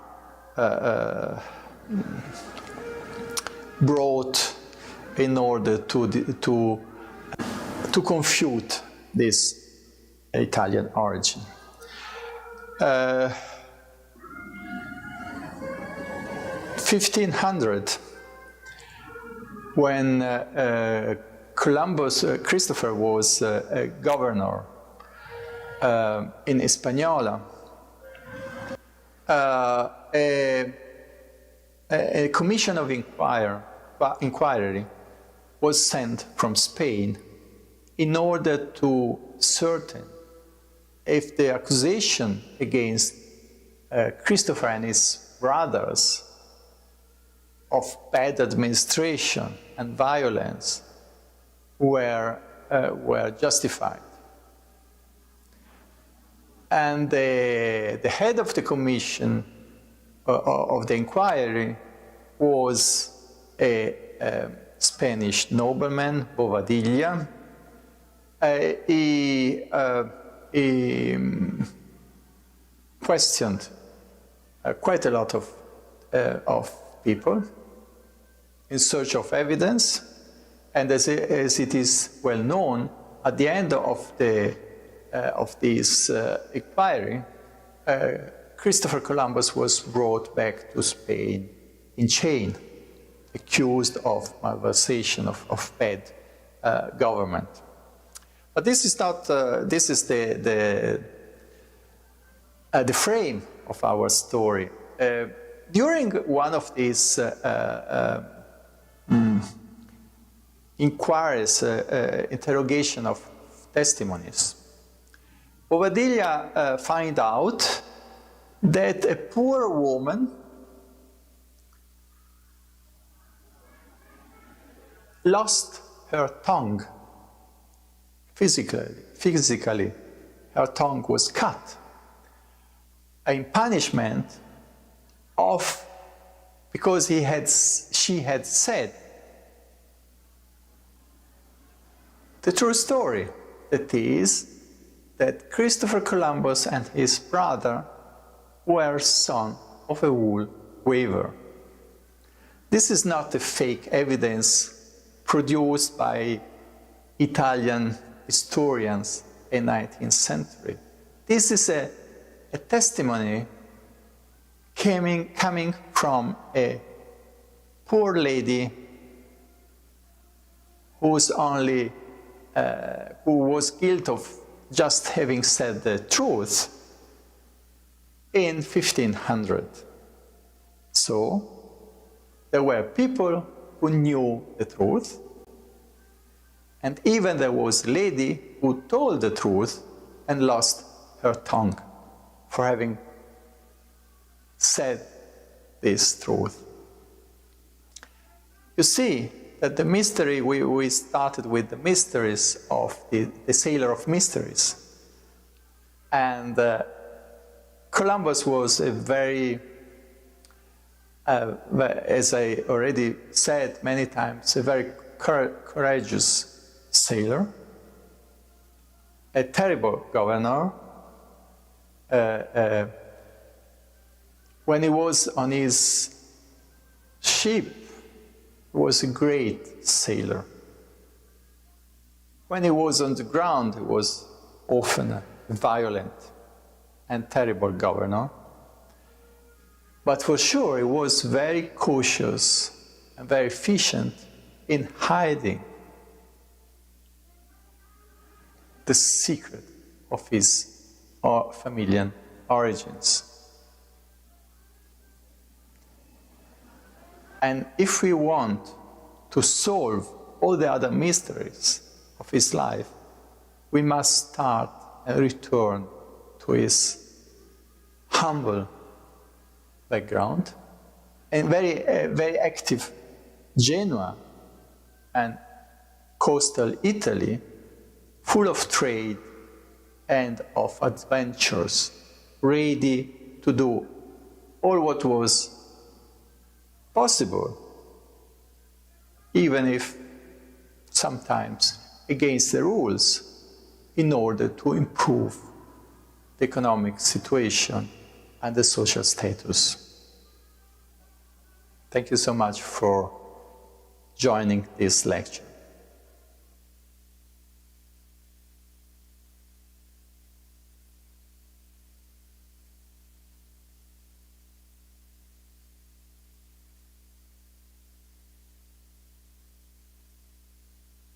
Thank you very much for this very interesting paper. We are discovering new things, new faces, I would say, of Columbus. And now we have a great expert on what I would define as cultural geography. Franco Farinelli, who taught the University of Geneva, Los Angeles, UCLA, Berkeley, Sorbonne, and Bologna. He's going to speak in English, and he's the author of wonderful books like L'invenzione della terra, La crisi della ragione cartografica, Geografia, un'introduzione ai modelli del mondo. Geography for him, it's not just the description of the world, is in a way the invention of the world, a way of creating the world, not just of describing it. So please welcome Franco Farinelli. Per comprendere l'importanza, il senso complessivo della impresa di Cristoforo Colombo, bisogna partire un po' inopinatamente da ciò che scriveva alla fine del Settecento uno dei grandi filosofi della modernità, forse i più grandi in assoluto, cioè Emanuele Kant, il quale nella prefazione alla seconda edizione della critica della ragion pura, senza mai nominarlo, fornisce la definizione più calzante, precisa, completa della grande impresa compiuta da Colombo. Senza mai nominarlo, attenzione, come era solito fare Kant, il quale spesso procedeva per allusioni, ma in questo caso l'allusione è inequivoca. Cosa dice Kant qui? Situando immediatamente il valore e il significato del viaggio di Colombo all'interno della costruzione non soltanto del mondo moderno, ma dell'idea che la modernità ha della conoscenza, del suo ruolo e della natura del processo cognitivo. Dice Kant che noi non dobbiamo mai di fronte a una figura seguire le tracce di ciò che la figura stessa ci dice, perché spiega, al contrario, si tratta di porre alla realtà della figura stessa, cioè al disegno, le domande in base alle quali, sapendo noi già le risposte, l'abbiamo costruita. In altri termini, spiega Kant che noi possiamo, che la ragione può comprendere soltanto ciò che essa stessa ha messo all'interno della realtà prima ancora di farle le proprie domande. È un ribaltamento, è una specie di capriola, ma è decisiva per comprendere, ripeto, non soltanto la modernità, ma anche molto più complessivamente il mondo, perché è proprio questo che fa un signore chiamato Cristoforo Colombo. Si potrebbe dire con i termini di un filosofo francese qualche tempo fa molto alla moda, Jean Baudrillard, il quale spiega in un suo libro, pubblicato a Parigi all'inizio degli anni '80, che tutto sommato, attenzione qui però, la postmodernità, cioè l'epoca che viene dopo quella inaugurata da Colombo, si potrebbe definire come l'epoca della precessione dei simulacri. Dice proprio così, cioè fondata sul venire prima del modalità. Ora, bisogna dire che l'espressione felice, ma si riferisce a un'epoca che è esattamente contraria a quella per cui davvero essa calza, perché questa è nient'altro che l'espressione che qualifica meglio di tutte l'impresa di Colombo. La precessione del simulacro, cioè che cosa? La precedenza del modello cartografico rispetto alla realtà. Verrebbe da dire che indipendentemente dalla scoperta o riscoperta dell'America, il senso dell'impresa di Colombo consiste esattamente in questa precessione, in questa precedenza, cioè nell'affidarsi al disegno cartografico come espressione della realtà, dove noi abbiamo già messo la realtà stessa. E si potrebbero produrre al riguardo, non dico prove, ma esempi numerosissimi, tratti da ciò che resta in termini storici dell'impresa di Cristoforo Colombo. Si pensi per esempio all'episodio dell'avvistamento vero e proprio della Terra, la mattina del 11 ottobre del 1492, quando Rodrigo de Triana, il marinaio di vedetta, scende tutto contento sulla coperta, non soltanto per aver avvistato la Terra all'alba, ma anche, soprattutto, per avere vinto il premio che Cristoforo Colombo aveva messo in palio per chi avesse appunto per primo visto ciò che da giorni e giorni si cercava. E Rodrigo de Triana, e lo sappiamo da ciò che resta del diario di bordo di Cristoforo Colombo, tema enorme questo dell'affidabilità, e però noi abbiamo prove precise che la storia non sia inventata, e le prove precise sono gli strascichi giudiziari che l'episodio che sto narrando ha poi comportato. perché Cristoforo Colombo gela subito il marinaio felice della scoperta e per aver vinto il premio, spiegandogli che il premio tocca a lui, cioè a Cristoforo Colombo stesso. Perché? Perché lui ha visto terra esattamente nella direzione dove il marinaio di vedetta l'ha vista all'alba, l'ha vista la notte prima.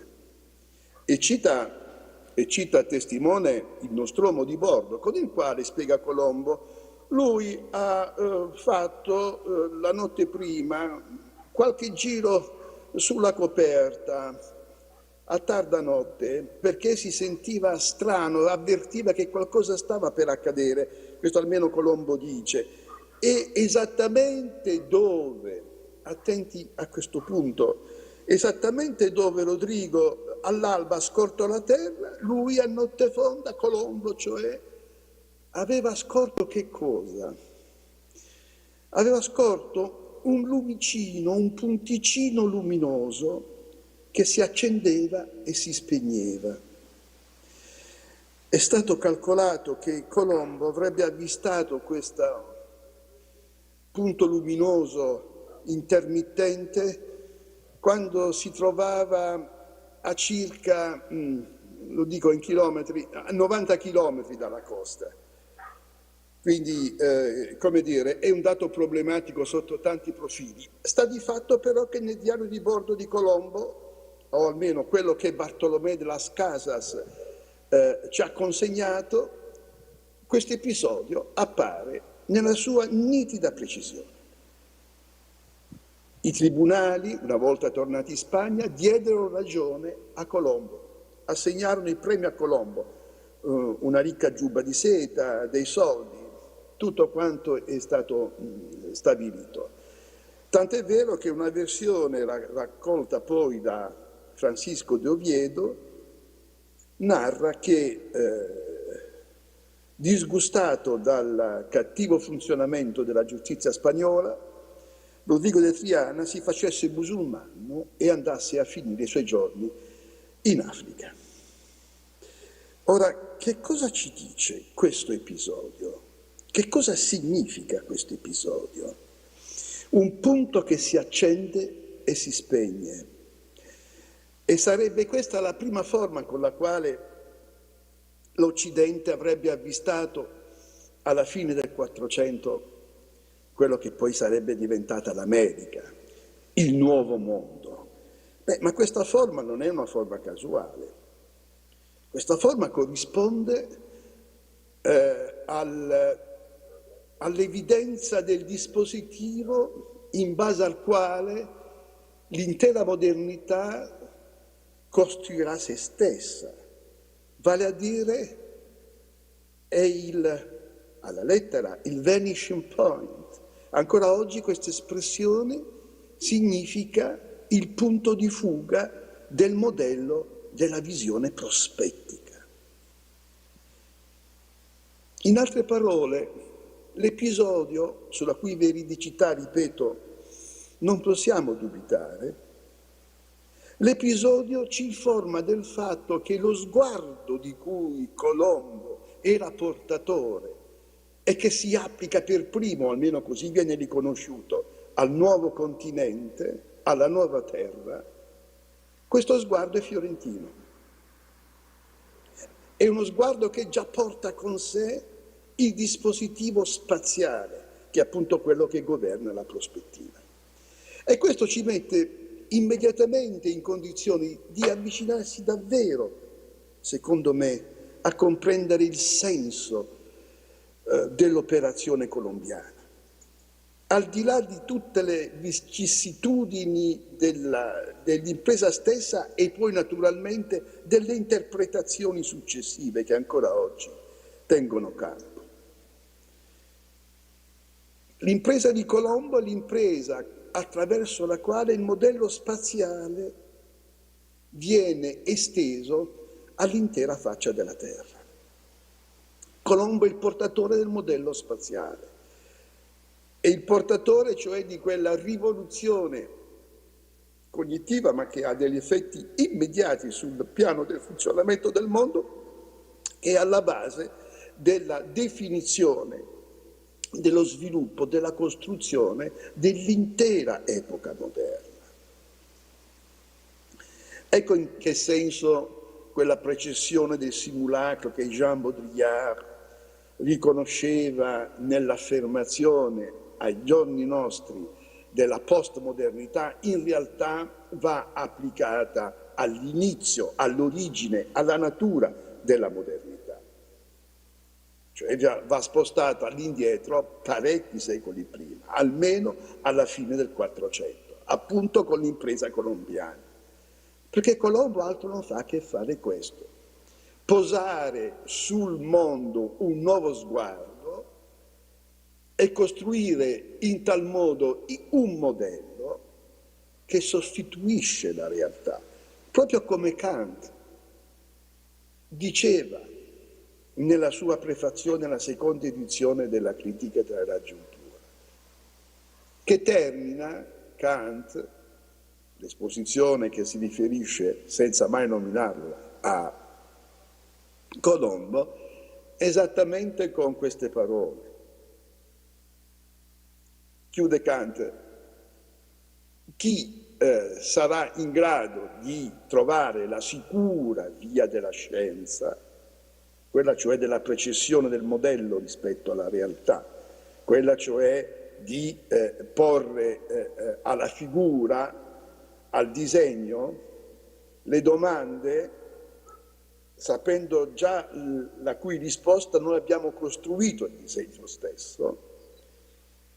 Chi troverà la sicura via della scienza, dice Kant, troverà una via ancora più importante di quella scoperta da Vasco da Gama. Vasco da Gama, come tutti ricordiamo, è uno di quei navigatori che cercava l'Asia, cioè la nuova terra, ma la cercava seguendo l'itinerario, per così dire, tradizionale, uscendo dalle colonne d'Ercole, costeggiando la costa africana e sperando che questa finisse nel più breve tempo possibile, fosse la più corta, la più breve possibile, per poi svoltare appunto verso Oriente. Ma questa era la via tradizionale, appunto, con la quale Vasco da Gama assolutamente riesce a doppiare nel 94 il Capo di Buona Speranza. Colombo segue esattamente la via opposta e in ciò sta la sua forza. Non obbedisce al modello,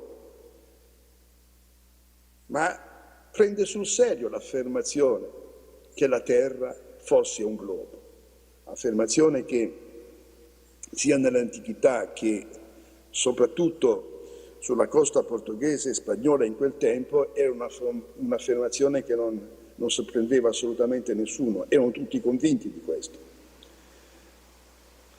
E in ciò sta la forza dell'operazione colombiana. Ed è tanto vero questo che l'ultima firma di Colombo, la firma con la quale lui siglerà i suoi ultimi atti, assume esattamente la forma del modello della proiezione, così come i testi di Tolomeo, che alla fine del 300 arriva a Firenze, mostrava, vale a dire un punto verticale alla sommità da cui discendevano poi le lettere stesse.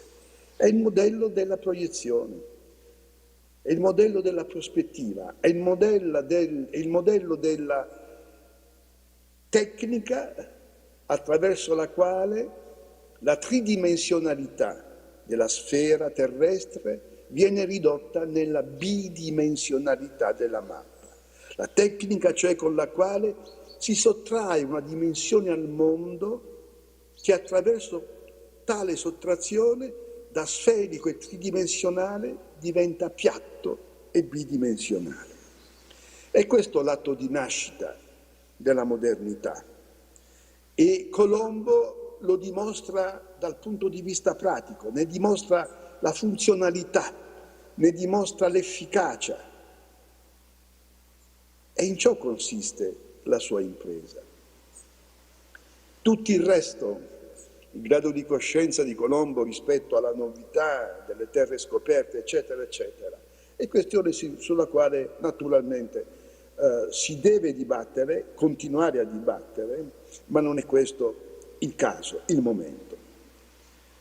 E però qualsiasi dibattito non può prescindere da questa straordinaria innovazione in cui l'impresa colombiana, nella sua complessità, nei suoi risvolti sempre più oscuri a misura che il tempo passa, e invece comporta fin dall'inizio. Perché la grande innovazione è stata esattamente questa, cioè ha inaugurato davvero, al di là della veridicità degli episodi che si connettono a questa storia, ha inaugurato davvero l'epoca moderna esattamente nella sua pretesa performativa di sostituire alla realtà il grande modello cartografico sul quale l'intera modernità poi ha ritenuto di doversi costruire. L'ha fatto per primo Colombo, l'ha fatto nella impresa assolutamente più inedita, più evidente, io direi più gigantesca che si potesse allora concepire. Ecco perché noi non possiamo fare a meno di riconoscere questo primato a Colombo, autore dell'atto fondativo dell'intera modernità, quella modernità dalla quale noi adesso stiamo uscendo, ma non possiamo farlo, non possiamo garantire la possibilità di questa uscita se non, appunto, come stiamo facendo, e qui finisco, se non ripensando completamente l'impresa colombiana come la matrice della nostra maniera di stare al mondo, di percepirlo e di comportarsi nei suoi confronti. Per comprendere l'importanza, il senso complessivo della impresa di Cristoforo Colombo, bisogna partire un po' inopinatamente da ciò che scriveva alla fine del Settecento uno dei grandi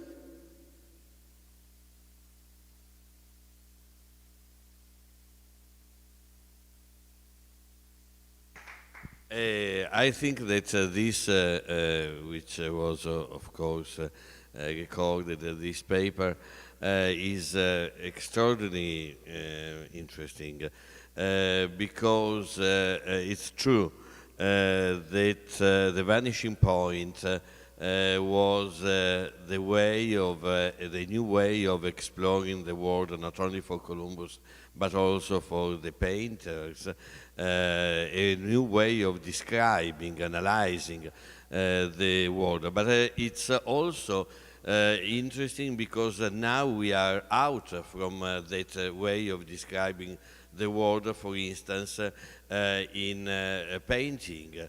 We left the perspective behind us in 20th century. Why? Because this single vanishing point brings with it a sort of a totalitarian gaze. There is only one vanishing point, which is the mirror of the eye of the person who is looking at the reality. So exactly what we have heard about the vanishing point as the new way of looking at the world of Columbus, it's also what we are going far from. We are living that model where there is only one gaze and only one vanishing point and only one perspective. And we are going to have coffee.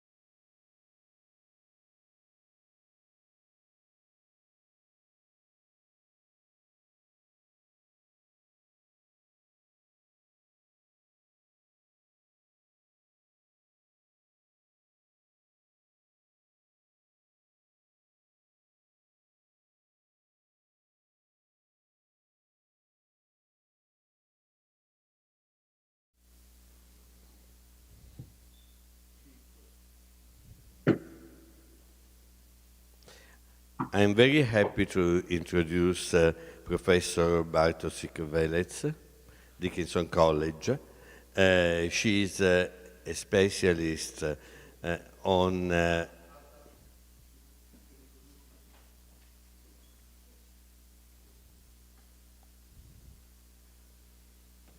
Qual è il problema però, scusate, perché siccome siamo...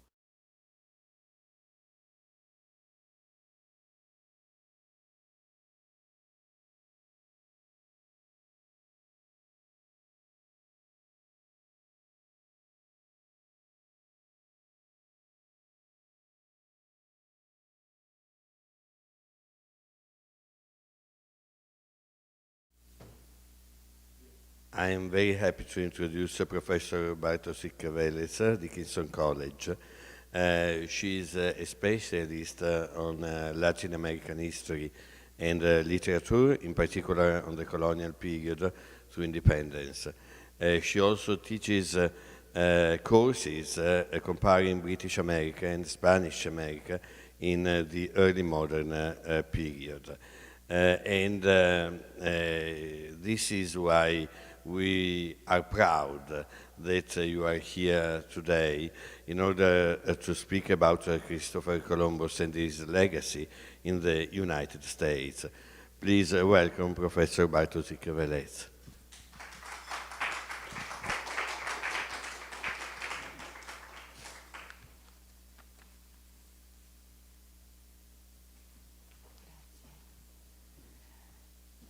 Grazie per questa gentile presentazione. È un onore essere qui con voi oggi. Ringrazio tutti dell'Istituto Italiano di Cultura e in particolare il dottore Finotti e Malina per aver organizzato questo meraviglioso evento e per avermi invitato a partecipare. Oh, it's been so long since I've spoken Italian. I apologize. Thank you so much. It's an honor to be here. When we think about who Christopher Columbus was, let me get my clicker here. Who Christopher Columbus was, we can think about who the man was and then who we say he was, right? Whatever we know about him is usually filtered through what historians have said about him. And we should not forget that we have the texts of Columbus himself. Columbus, if anyone is interested and can read rather creative Spanish, it's a big, thick volume. That has all the texts that we believe to have been written by Columbus, including marginalia that he wrote, although there's debates ongoing in the field as to which ones he wrote, which ones he didn't write, what year he may have written them, what year he may have read the texts that he's commenting on in the margins. But this is full of all of the extant writings in the historical record. Since Columbus's own time, my point is that who Columbus was, the answer to that question, was provided by a variety of historians, but we shouldn't forget Columbus himself. That these representations of Columbus himself are very important. And I believe that we can look to his own writings to consider his own representations of himself. For example, in his letter to the king and queen on his first voyage, his first quote-unquote discovery, he says of the natives of Guanahani, he says, "These are the best people under the sun. They have neither ill will nor treachery." And this quote has been used by scholars to defend the argument, to support the argument that Columbus was not responsible for introducing slavery into the New World. Yet in that very same letter, this is his March 4th, 1493 letter, he says, he has a list of commodities that can be taken from the New World. And he says, he talks about gold, spices, mastic, and, quote, so many slaves that they are innumerable. So that is in the very same document. So we need to be careful about cherry-picking quotes from Columbus's works. And I would also argue that there is a development in his own writings of the way that he portrays himself. At any rate, getting back to the question of who Columbus was, I think we can all agree he was a historical figure whose meaning is constructed by people who ask that question in different times and different places. When we're talking about the United States, people often go to Columbus Day. Oh, the first Columbus Day was in 1792, organized by the Columbian Order of New York. But the myth of Columbus was well established before then. And as we've already seen today, Professor Formisano talked about how the continents, we have this tradition cartographic tradition where the continents are named after feminine nouns, right? Europa, Asia, Africa. This is from a 1581 map, and you have America over there in the corner. But as we already heard today, that the first map, which is at the Library of Congress, if you haven't seen it, go see it, it's fabulous, from 1507, the Valdez Mueller Map, is the first map to designate the continent over there on the left. That's America, after Amerigo Vespucci. But there was quite a reaction to this naming of the continent after Amerigo Vespucci, as we know. Bartolomé de las Casas, for example, said, no, we should name America, the New World should be named after Columbus. So he proposed the term Colomba or Colombo. Interesting that it wasn't a feminine Colombo, he said. And then a variety of other Spanish commentators in the 16th and 17th century also advocate for naming the continent after Columbus. And this shows up, it's not just Spaniards, but someone like Nicholas Fuller, a clergyman from England, who in his Latin text here from 1612, says that America would be better named Colombina here. The point is that the term Columbia was used to denote the American continent well before the revolution in the United States, what becomes the United States. In the 1770s, there was a flurry of cultural production, especially poems that used the term Columbia, and it was often in contraposition to Britannia. It has the same rhythmic meter, Britannia, America. Poems like Joel Barlow's 1807, the Columbiad, it's a monster. So this starts in the 1770s. By 1807, it's very, very common. We keep in mind that King's College down the street here was renamed Columbia College in 1784. The District of Columbia was named in 1791, so we have that pairing between Washington and Columbus as the sort of father figures of the nation here. This is from the frontispiece to Washington Irving's biography of Columbus in 1828. It's sort of an obelisk of American heroes. At the top there, it's Columbus, and then the second row is Washington and Franklin. Third row is Jefferson, Adams, and then the odd man out there is the Frenchman Lafayette. But the pairing between Columbus and Washington is very, very, very common. In 1892, as I'm sure you all know, President Benjamin Harrison declared the first National Columbus Day in the wake of the lynching of 11 Italians in New Orleans.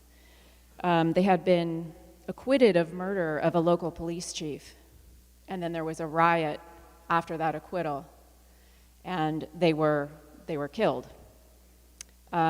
Italy broke off diplomatic relations with the United States. and they demanded that the US pay reparations to their descendants. Harrison declared Columbus Day later that year when the lynchers were not prosecuted, and people were very upset, especially Italian Americans. And that same year, the Columbus statue here in New York was unveiled. And then, of course, in 1893, we have the Chicago World's Fair, which I'll talk about a little bit at the end. But the end of the 19th century, what we might call the apotheosis of Columbus as a symbol of the nation in the United States. All of these images should be familiar to us. Columbia pictures. What I like about these images is the Roman kind of garb, which I think is important. And she's holding up a torch of knowledge. Wonderful images from the Columbia Brewing Company from the early 20th century. And here you have the figure of Columbia, the feminized figure of Columbia, sort of lording over the continent, with the Capitol building in the background, and this lovely, lovely image of Columbia in the toga made out of an American flag with a shield, a Roman shield, Roman-ish shield, I would say, standing on top of the globe.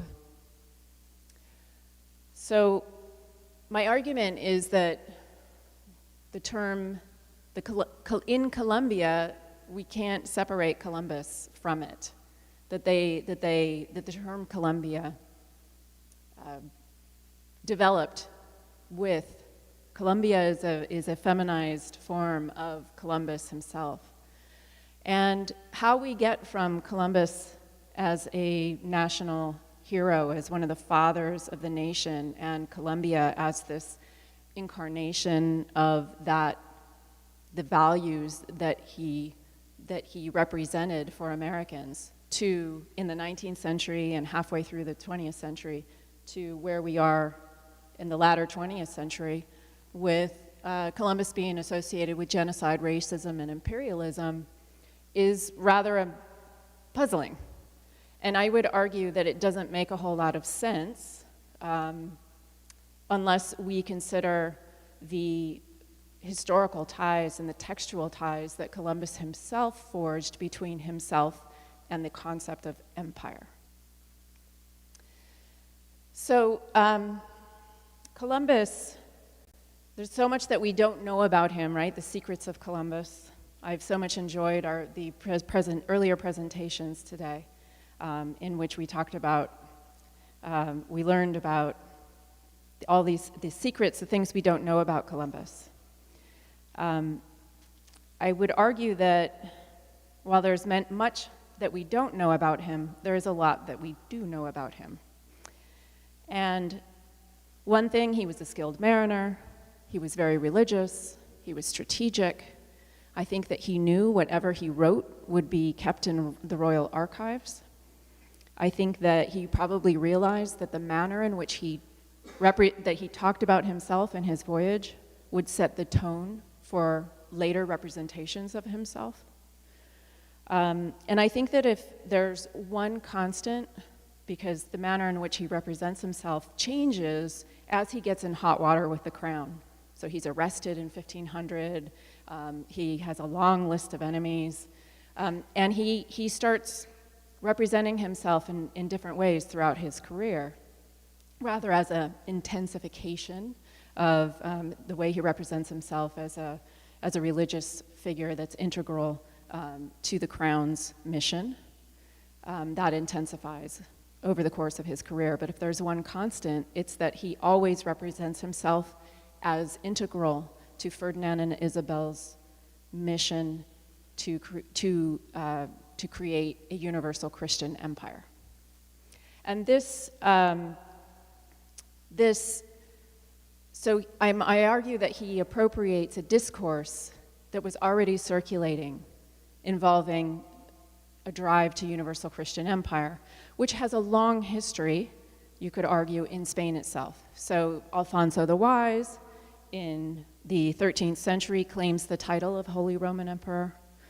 When Ferdinand and Isabel begin their, quote unquote, their reconquest of the Iberian Peninsula, this discourse that is promoted by they themselves, the court, but also their supporters, very much involves this idea that this is not just a thing involving the Iberian Peninsula, but this is a religious mission that will end with the reconquest of Jerusalem. So, as we all know, Columbus himself talks about the reconquest of Jerusalem. And I think in this, we could say that he essentially appropriates this pre-existing discourse. So this is from his March 4th, 1493 letter, wherein he says, "In 7 years from today, I will be able to pay your highnesses for 5,000 cavalry and 50,000 foot soldiers for the war and conquest of Jerusalem, for which purpose this enterprise was undertaken." Now, that last phrase has caused a lot of debate among Columbus scholars. There's no evidence that this was either his or the Crown's original motivation, I would argue, but that's kind of beside the point. What is the point here is that he's bringing it in here because he sees this is a way for my enterprise to be relevant and to get continued support from the king and queen. Professor Formisano also quoted the prologue to the diary, the Diario di Abordo, where Columbus also portrays his enterprise as an extension of the reconquest. He says, "I was there at Granada when the last stronghold of the Moors fell. The next step was the expulsion of the Jews and the Moors, and then my voyage." Well, it didn't happen in that order, and it didn't happen when he said it did, but he is painting his own voyage as an extension of this drive to universal Christian empire, and then this is the next step, that it will go to Jerusalem. After Columbus dies in 1506, the first historian to write about him, in fact, the first historian to write about Spain's imperial conquest of the New World is Peter Martyr, another Italian who's the royal historiographer in Spain at the time. And he published his Decades of the New World, the first volumes in 1511, but he starts writing them in 1493, and he interviews Columbus upon his return from the first voyage. And Martyr's characterization of Columbus is extremely influential. So all the historians that start writing about Spain, they all read Martyr, and everybody quotes Martyr, and he's even showing up in something like William Bradford's Of Plymouth Plantation, published in 1622. So this is not limited to Spanish texts. Martyr, of course, wrote in Latin, but Martyr's representation of Columbus was extremely popular. And it's very obvious that Martyr represents Columbus as a new Aeneas. And his argument is, just as Aeneas was the founder of the Roman Empire, Columbus is the founder of the Spanish Empire. And it's, as we all know, the story of Aeneas and his flight from Troy and wandering the Mediterranean for years before he founds eventually what becomes Rome, is the quintessential humanistic text that explains the foundation and the growth of the paradigmatic empire in the Western world. So it made sense to fold Columbus into this story. So it's not simply the influence of Martyr's text. I think that's reading too much into this. I think it just made sense to say, oh, remember the story of empire? Columbus is just like Aeneas.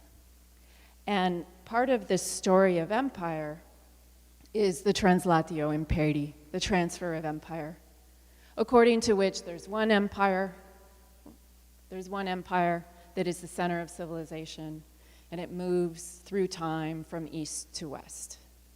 So it starts in Asia, with the Assyrian Empire, or sometimes the Babylonian Empire, depends on your source.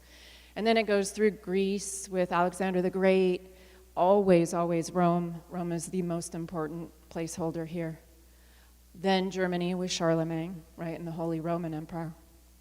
And then depending on who tells the story, it stops in France, England, or Spain, and then it jumps the pond and it goes to the Americas. And Columbus becomes a stock figure in this story, partly because of his own representations of himself, linking himself consistently to Ferdinand and Isabel's attempts to create and to consolidate a universal Christian empire. In the Americas, in British America, perhaps the most cogent and forceful expression of the translatio imperdi was that written by George Berkeley in his poem Verses on the Prospect of the Arts and Learning in the Americas, in America. He wrote it in 1725, but it's not published until 1752, and you will probably recognize the last stanza in this very short poem. But the last stanza reads, "Westward the course of empire takes its way. The first 4 acts already past. A 5th shall close the drama with the day. Time's noblest offspring is the last." So the reference here is to 4 earthly empires, and this comes from Daniel, the book of Daniel. 4 earthly empires which will be followed by a 5th heavenly empire. And Berkeley was very interested in setting up a seminary and an evangelization project in the Americas. And he, like many Europeans, not limited to the English, felt that in America it was free. There was no corruption, or not as much corruption as in Europe, and so it was possible to create this heavenly empire in the Americas. Berkeley's poem was published, if you go and look in the databases and search in the early British American newspapers, was republished and published and republished so many times. It was very, very well known. And he really, I think, is part of helping the idea of translatio imperdi take root in the Americas. And so when people start using the term Columbia and the transfer of empire fold nicely into each other. So when we have, for example, the poem The Rising Glory of America, which was read at the College of New Jersey's, which is now Princeton, the graduation in 1771, you have a mention of Columbus in the very first lines, but Columbus here is responsible for bringing empire to the shores of America.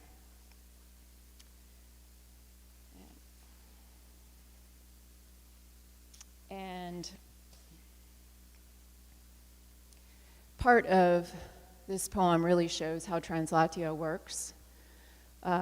It says, no more of Memphis and her mighty kings, or Alexandria, no more of Greece, no more of Athens, of Macedon and Persia's haughty king, no more of Rome, no more of Britain, and her kings renowned. A theme more new, though not less noble, claims our every thought on this auspicious day, the rising glory of this Western world. And it becomes very clear later in the poem that the rising glory has everything to do with empire, which Columbus is responsible for bringing to America. We see the connection between Columbus and empire at the Capitol building in the artwork that involves Columbus. This is the very famous painting by John Vanderlyn in the Capitol building in the Rotunda. Landing of Columbus at the island of Guanahani. And you'll see that Columbus here is taking possession of the New World for Spain. In one hand, he brandishes a sword, and in the other, he plants the royal flag of Ferdinand and Isabel.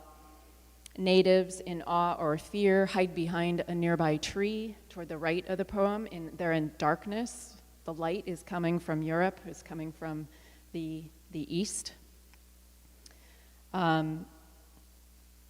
This painting was commissioned for the Capitol in 1837, 14 years after the Monroe Doctrine was declared, and 7 years after the Indian Removal Acts of the Jackson administration. And I think the message of the painting is consistent with the politics of American empire in the early 19th century. That is, territorial expansion and subjugation of internal natives. But my favorite painting is not at the Capitol, that involves Columbus and his legacy, is this painting by John Gast. I'm sure you probably all have seen this before. It was produced in 1872 for a series of guidebooks published by George Crowfoot. Crowfoot published a magazine called Crowfoot's Western World, and he was instrumental in marketing the Western territories to the population on the eastern seaboard to try to get them to move out to the west.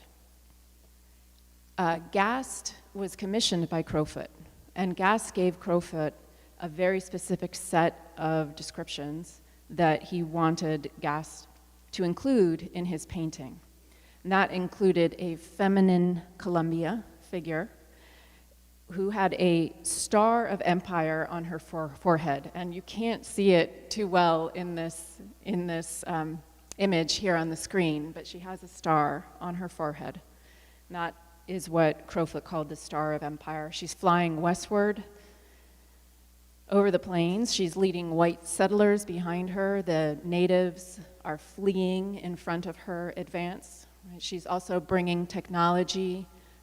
She's stringing telegraph wires, and the train is coming behind her. This is what we might call the Translatio Studi, and the book that she's carrying in her hands, right? This is all the culture of empire that she's bringing with her as she conquers the plains. I think the painting really captures the meaning of Columbus as a symbol of empire in the 19th century. And then we can also look briefly at the Columbian exhibition in 1893 in Chicago. I just have a few images to show you. This is an overview. It was an absolutely huge undertaking, so big that it had to be postponed for a year. It was originally planned for 1892 for the 400th anniversary, but it was not realized until 1893.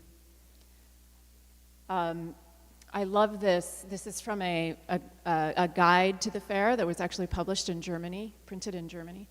But there in the corner, you have Columbus with the palm fronds, right? Sort of this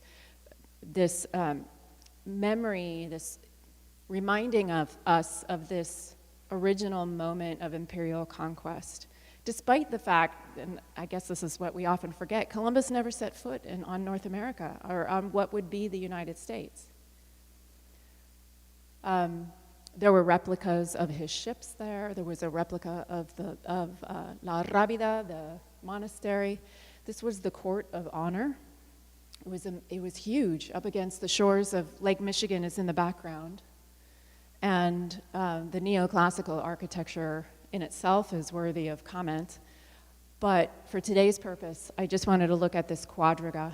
So there's a peristyle at the very, very fondo, at the very back of the lake there, and on the top of it is this peristyle, the quadriga, the Columbus quadriga, and it shows Columbus arriving on the shores from the east from Lake Michigan, like a conquering Roman general, right? You can't get any more Roman than that.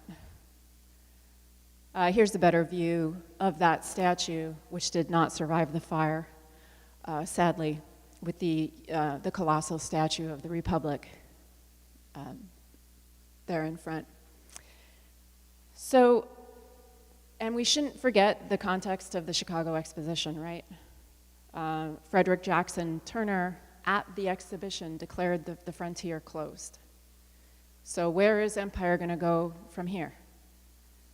It's going to go abroad, and sure enough, in 1898, right, the U.S.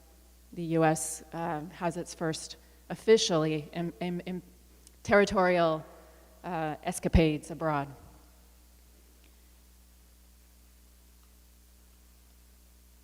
But how we get from 1893, Columbus in 1893, to, I chose this, it's from 2007, but the revolutionary anti-imperialist movement that associates Columbus and Columbus Day with the KKK and white trash. I would argue that in some ways this is the culmination of what starts in the Renaissance and is a challenge to dominant narratives, right? So before the Renaissance, God is the center of the universe. My relationship with God goes through the church, goes through a priest. With the Reformation, with the scientific revolution, the individual becomes much more the center becomes much more valid, right? It's not God and the unknowable that's the center of the universe, it's the individual that's the center of the universe. And I thought it was really interesting, our discussion earlier about art in the 20th century. And this is essentially what happens when each individual has a different perspective. And if all perspectives are valued, if all perspectives can tell a story, then what is the truth? And someone like Picasso, who was revolutionary because he's pointing out what is happening philosophically and intellectually, this challenge to dominant narratives. And he brilliantly is able to capture for the first time multiple perspectives in the same painting, right? So you have a profile, and this struck me. I live right now in Malaga, Spain, and I was at the Picasso Museum, and I thought, oh, this is exactly what happens with Columbus in the 20th century, that there are multiple perspectives at the same time. So you have the profile here of Dora Maar, but you also have her from another perspective, right? Her whole face. And it struck me that President Biden's 2 proclamations on Columbus Day this year is essentially this, it's a Picasso painting without the pretty part, that he declared October 12th, both Columbus Day, and in a separate proclamation, he declared it Indigenous Peoples Day. And they have the same value. They're both coming out of the White House. So I'll just end with that. Thank you very much.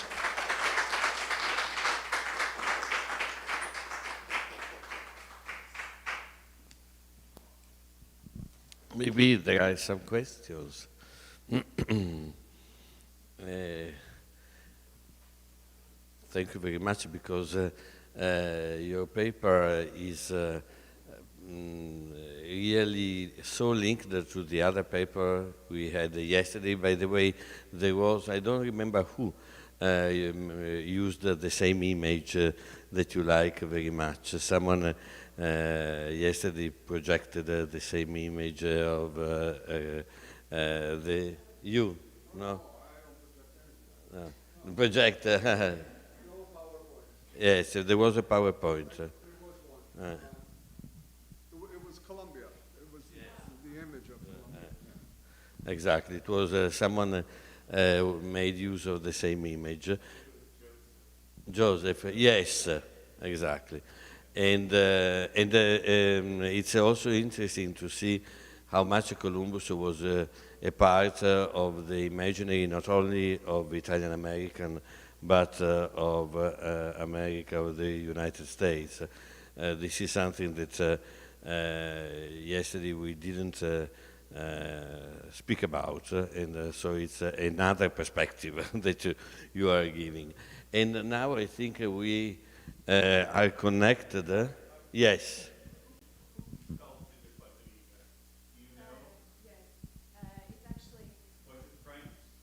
Yes. Oh, that is a good question. Dovrei parlare adesso?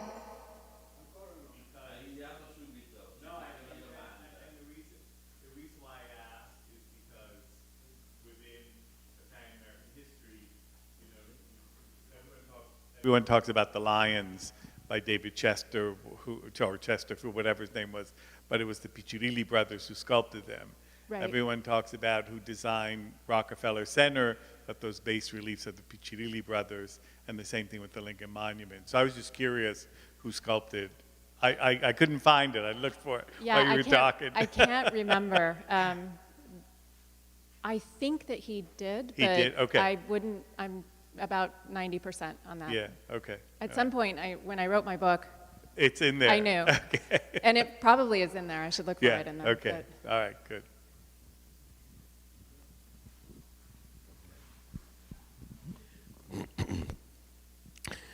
I'm very happy to introduce Carla Simonini, Director and Endowed Associate Professor at Paul and Anna Rubino Italian American Studies program, Loyola University, Chicago.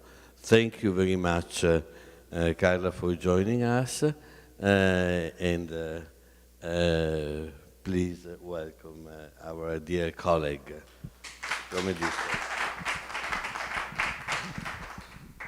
Grazie, mi potete sentire? Ok, so per prima vorrei ringraziare l'Istituto di Cultura per aver organizzato questo evento e specialmente il direttore Pinotti per l'invito e anche Malina Amalia che è stato un grande aiuto. Grazie di tutti a questo istituto. So thank you everyone for inviting me. As always, I'm a nervous presenter, so I hope that I can keep on time and do justice to this topic. I'm going to share my screen now, which I'm hoping you'll be able to see. Let me go quickly to, how is that? Yes, okay. I'm going to.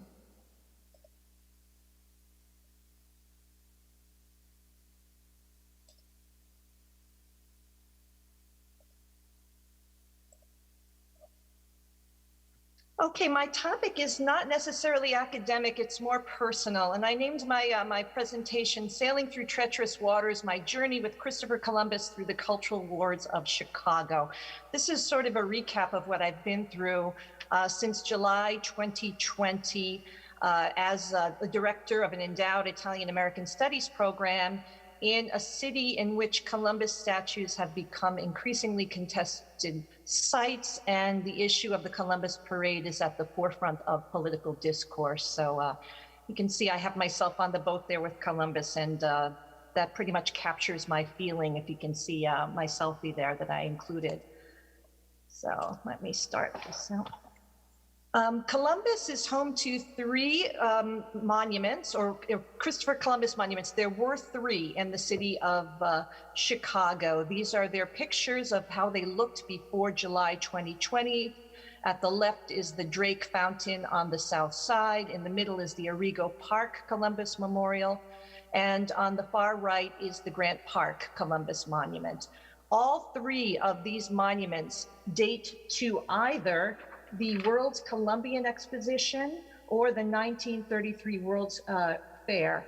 And two of them have direct links to the Italian-American community, the Origo Park Columbus Monument and the Grant Park Columbus Monument. And I'll talk about that a little later.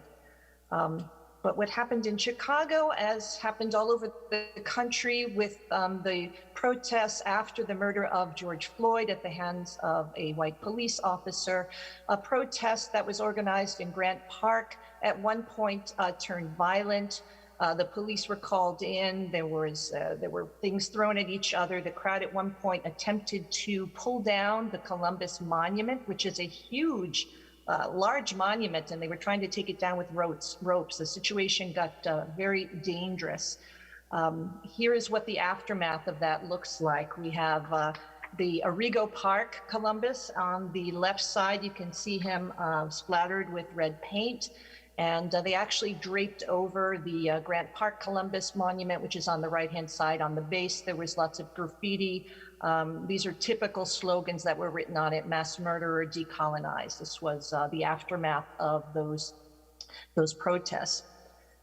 So our mayor, Lori Lightfoot, took action. She was very upset by the course of events that had taken place, and in the interest of public safety, she noted that she didn't want these to be any more flashpoints for violence or danger. She, you know, if that statue had been pulled down by the crowd, it could have caused a lot of harm. So she made the decision to remove the statues. First two came down on July 24th, the Origo Park and the Grant Park one, and the third Drake Park statue came down about a week later, although there hadn't been any protests at that site. And it was interesting, the community's response to this, especially the Origo Park, Christopher Columbus, which is in the Little Italy neighborhood. The idea was that the mayor had whisked these statues off under the cloak of darkness and taken them to some hidden location. So it was this idea of our Columbus has been stolen and taken from us and hidden away. So that was sort of the tenor of the reaction of many in the Italian-American community. And so what happened? We ended up having a sort of grassroots group that started forming at Origo Park. People started gathering there around where the statue had been taken down. They put up, you can see there's a cutout of Christopher Columbus up there on the right-hand side. The different Italian-American organizations brought their flags. And one of the main organizers was a man named Carlo Bucaro. This is a quote he gave the press: "The Sunday at Origo ritual has become so much more than a protest against the removal of our statues. We've created a safe place where strangers from all areas and backgrounds can gather to enjoy the things Italian Americans love: food, song, laughter, music, and good conversation." So this was his take on what was going on there. I don't know who put up the sign there. The Taliban was here. I don't know that that is necessarily a welcoming environment for everyone. But these people just started meeting, and they still are to this day. So there's a regular group of people that have been meeting at Origo Park on Sundays. They bring food and do different things along to gather there. An interesting thing happened. The Joint Civic Committee of Italian Americans, known as the JCCIA, sort of stepped in and became the spokesperson, or wanted to become the spokesperson for the community. They actually made some comments to the grassroots organizers that they were worried about image and imaging before the press. And they wanted to make sure that the right presence was going on. I did note that the things like that Taliban sign were not present when future press conferences were held at the site.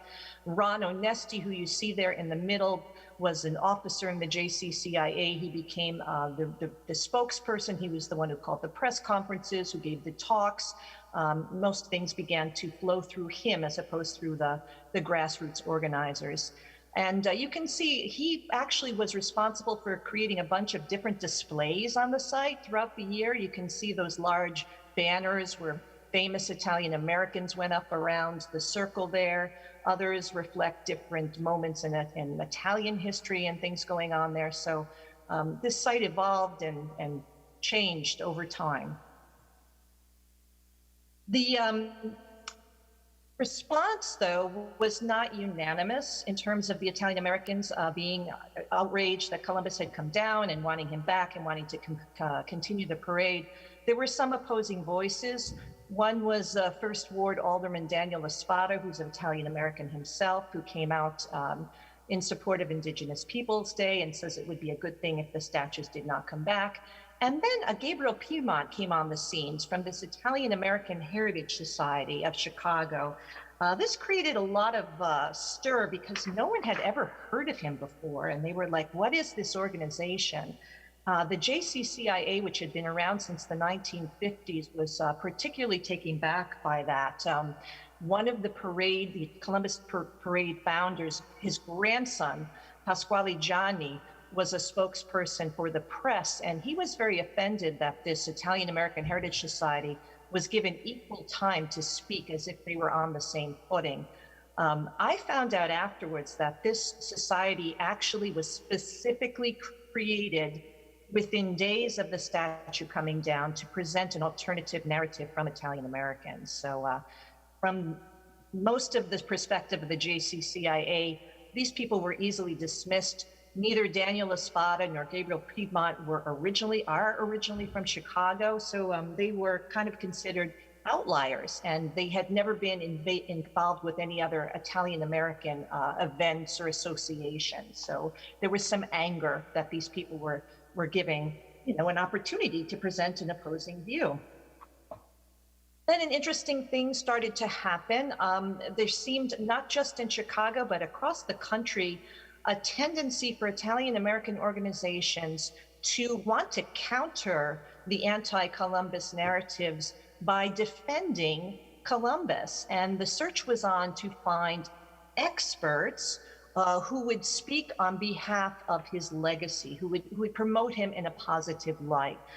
Some of these were people who I would consider having a distinct political agenda. One of them was Mary Grabar, who wrote the Debunking Howard Zinn, who is known for being a part of the Alexander Hamilton Institute, which is more of a conservative think tank. The other one, Raphael, is a prolific writer, and he's self-published. I would consider him more in the vein of an apologist for Columbus. He was brought out. But the most interesting one was Carol Delaney, who wrote Columbus and the Quest for Jerusalem.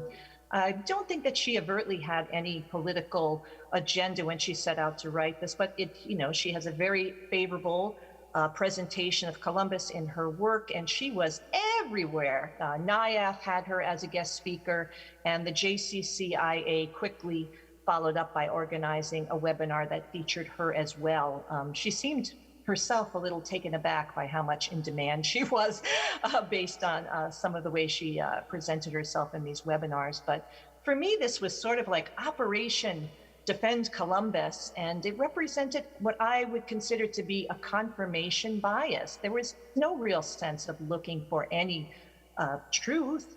There was a position that was looking to be supported, and I thought this was alarming. And I asked myself, what could I possibly do? Full disclosure, my program is an endowed professorship that was fundraised largely from the Italian-American community. My biggest contributor in the amount of $50,000, except for the doctors Rubino who endowed my professorship, came from the Columbian Club of Chicago, of all places. They gave $50,000, and before COVID back in 2019, they invited me to share a float with them in the Columbus Day Parade of Chicago, and I would have been remiss and insulting had I not accepted that invitation. So there I am on the float in 2019, and reflecting back on that and what was going on, I was trying to decide, what can I do? I do want to be a scholar that's true to scholarly inquiry. So I call this the beginnings of my adventures as an accidental Columbus scholar. I started reading some things I had already read, some things I went back and reread. I literally read thousands and thousands of pages of scholars, of primary sources. Fortunately, I was able to read scholars in Italian, and I have fairly good reading comprehension in Spanish as well. So, I educated myself as best as I could. And then I thought, well, what can I do with this? What would be meaningful in a way that could engage with the community that's been, so fired up by this? So I reached out to a really good friend of mine, Frank DePiero, who is very, very engaged in the local Italian-American community. He's Mr. Italian America, he calls himself.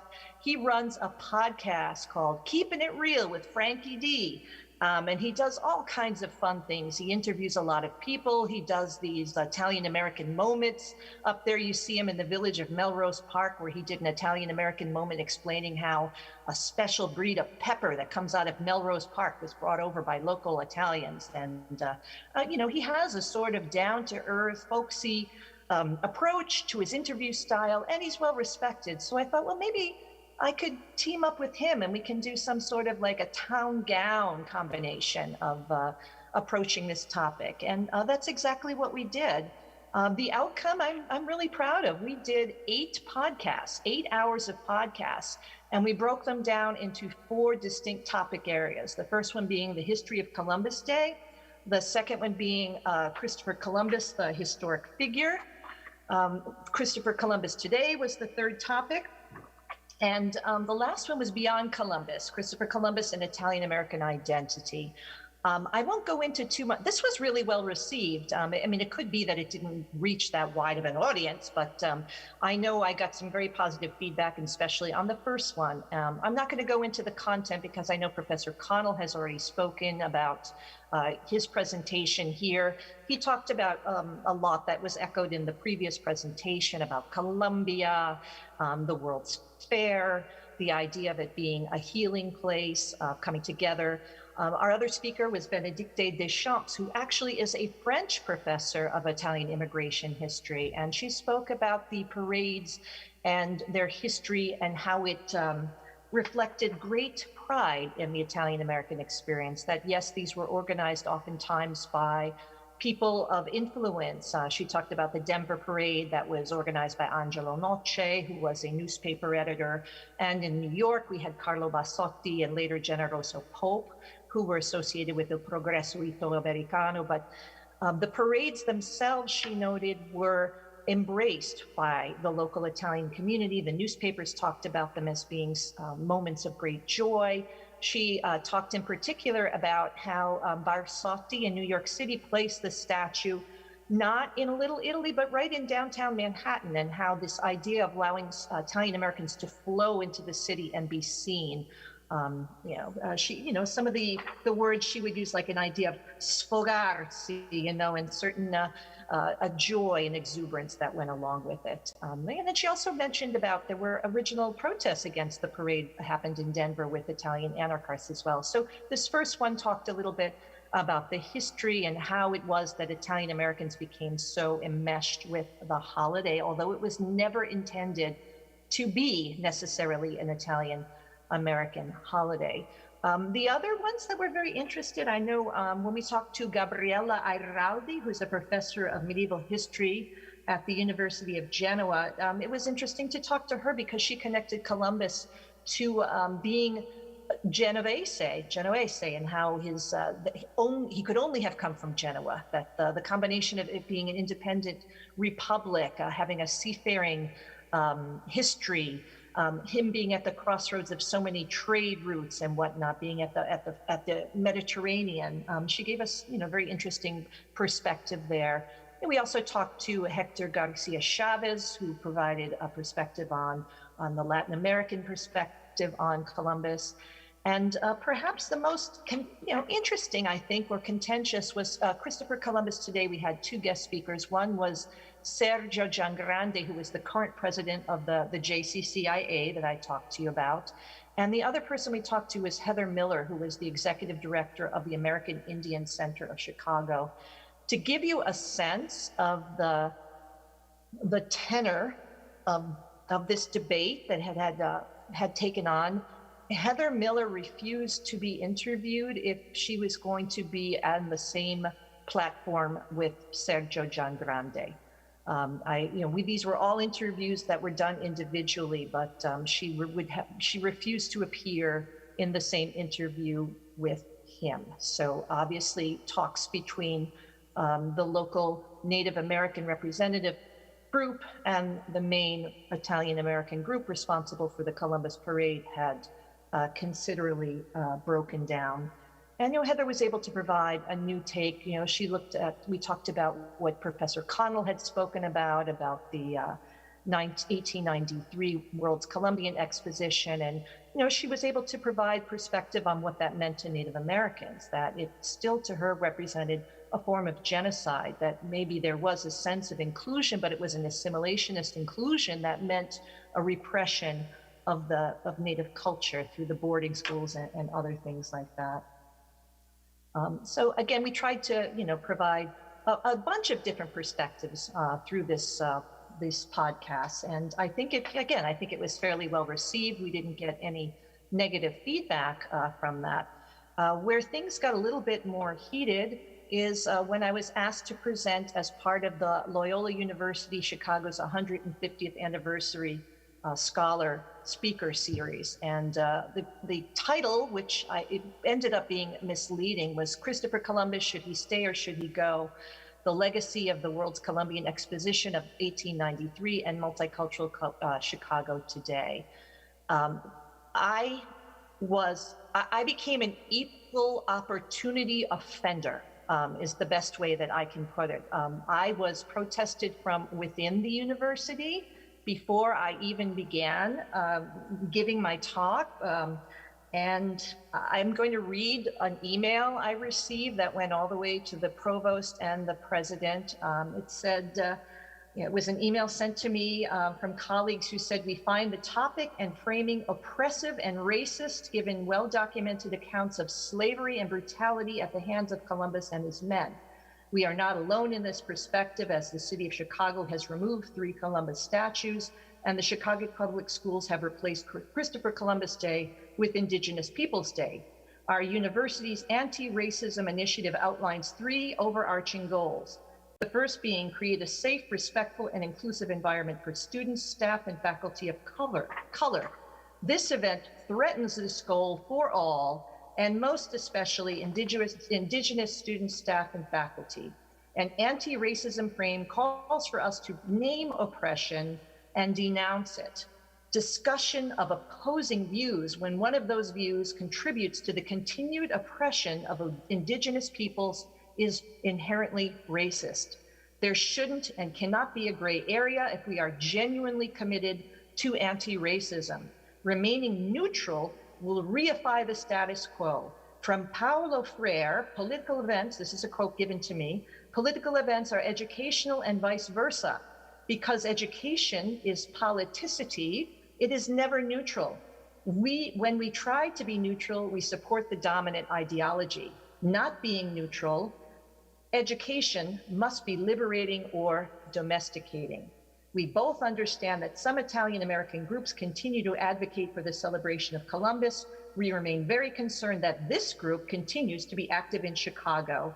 And they gave me a link to the JCCIA with Rano Nesti presenting on behalf of the return of the statues. So this is how I went into this presentation. And I want to be clear that I did not take a position. What I was trying to do was present the historical background of why the Italian American community was engaged with Columbus, how it linked to the past history of the World's Columbian Exposition, and what was going on today. I talked quite a bit about the history of these 3 statues, especially the Origo Park Monument, which is in the beginning. The Origo Park Monument was originally at the Italian Pavilion of the World's Columbian Exposition. It was there, and then it was moved to another part of the city for a while. And when that location was demolished, it was in a warehouse and was stuck in this warehouse for a very long time. And there was a campaign led by a local politician and a lawyer, Victor Origo, to bring the statue out of storage and give it a place of honor. And the position he chose was the Little Italy Taylor Street neighborhood. This was back in 1966. And he said that it was going to coincide with a revitalization of the neighborhood, that there had been an urban revitalization program that had gone on. It's interesting that he is calling it the neighborhood's revitalization, because really what had happened in this particular neighborhood earlier in the decade was a large part of it had been razed, had been given over via eminent domain for the construction of the University of Illinois Chicago campus. And over 800 houses and about 200 businesses were bulldozed to make room for the campus. And this was an event that brought outrage and sadness to the local community. There was actually an effort to stop this proposal, led by an amazing Italian-American woman, every ordinary woman. Her name was Florence Scala. She began no experience particularly in political organizing, but she alone gathered together first a group of women to protest Mayor Daley's office. They went in, they banged on desks, they threw flyers around, and later created a coalition that had so much success that they brought their argument all the way to the Supreme Court before they eventually lost.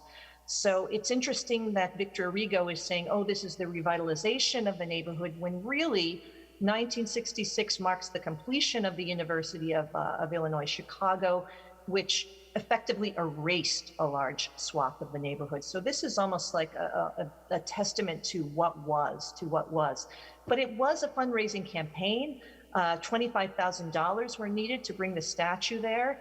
I was able to do some primary research with the local newspaper Fra Noi, and I found that this campaign was advertised in that newspaper. There was a little cutout coupon that people could send in with their donations. So somehow the community did meet that mark. And this is living memory. I talked to many people that in that Origo Park that had family members that contributed to that campaign. And there was a great sense of ownership for this statue. And again, a sense of betrayal on the part of Mayor Daley for having basically given over so much of their neighborhood going on there. So in my presentation, I did mention that of all the statues, it seems like the Origo Park one has a particular resonance with the Italian-American community because of that legacy there. So I talked also a little bit, I brought in some opposing views. I know Professors Roberto and Sciorra have spoken earlier at this conference.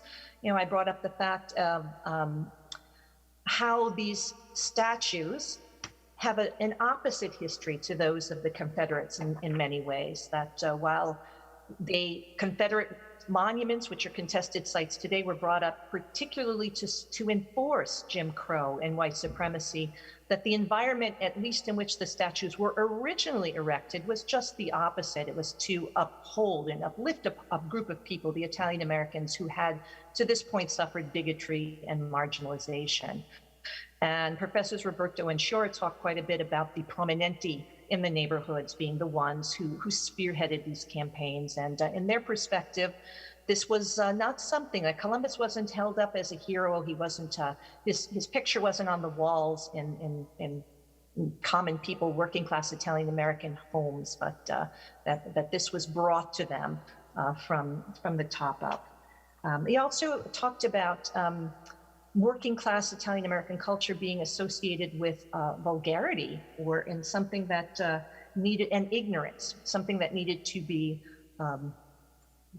erased in favor of a more dignified presentation of Italianità.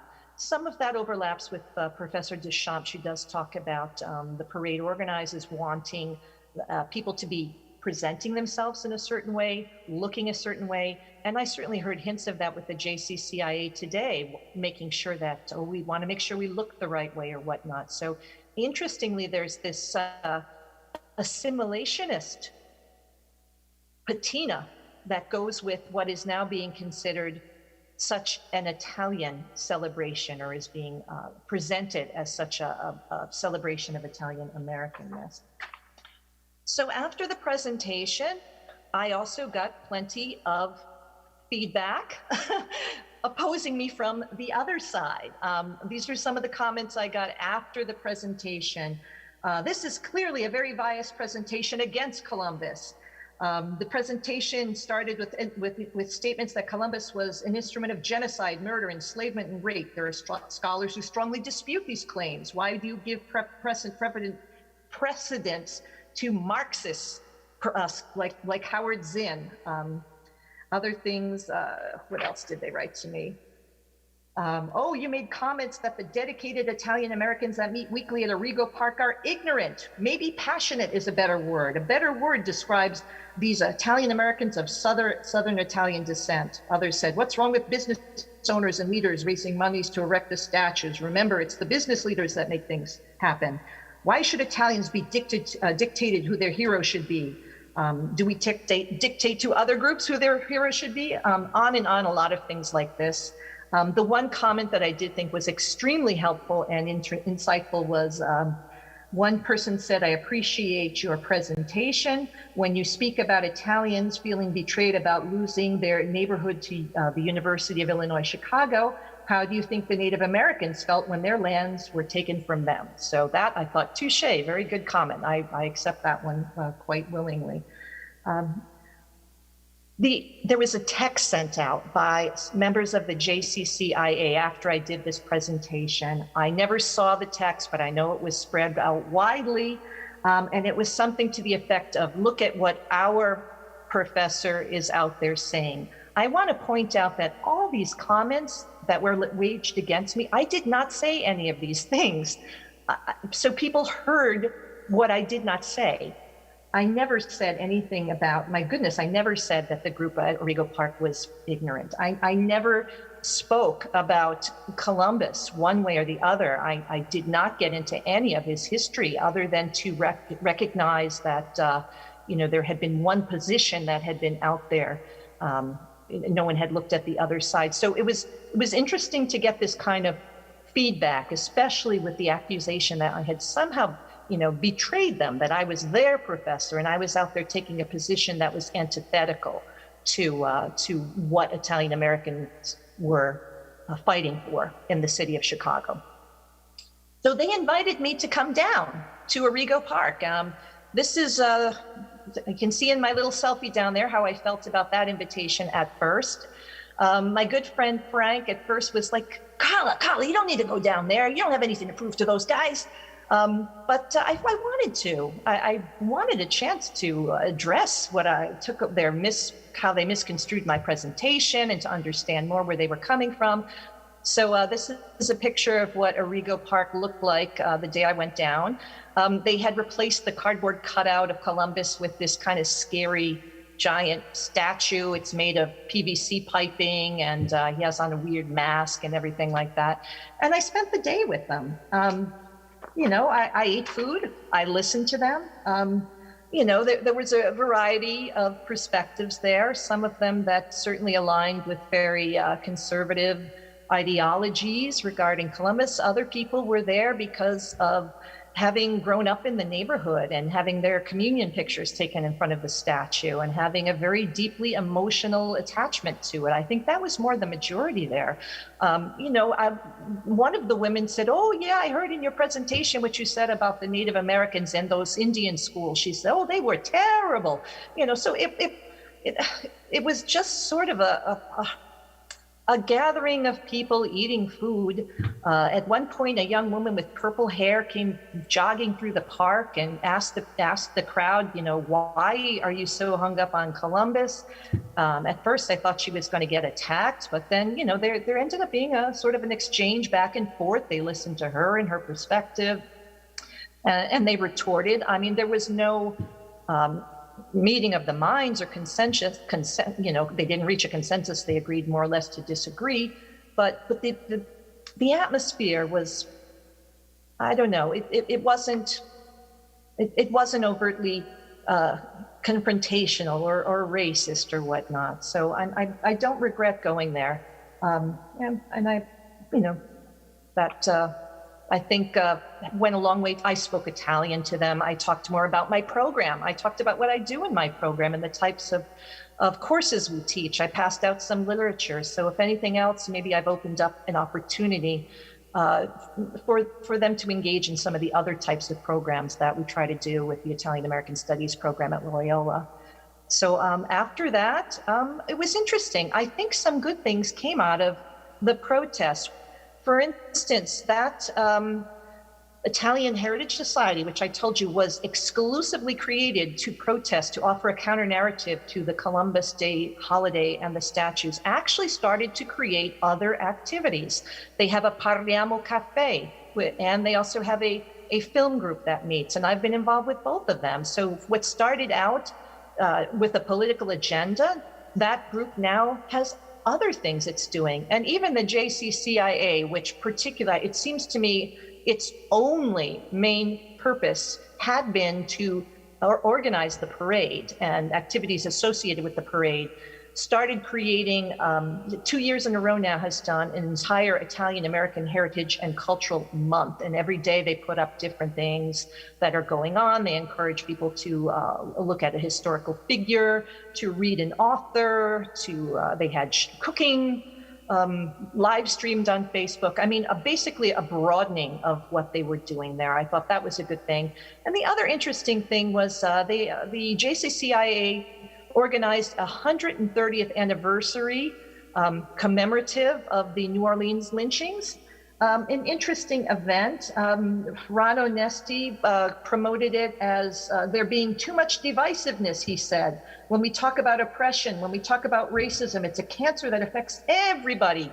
We're all in this together. So I think there was an attempt to connect the past discrimination the Italians faced, with the current climate.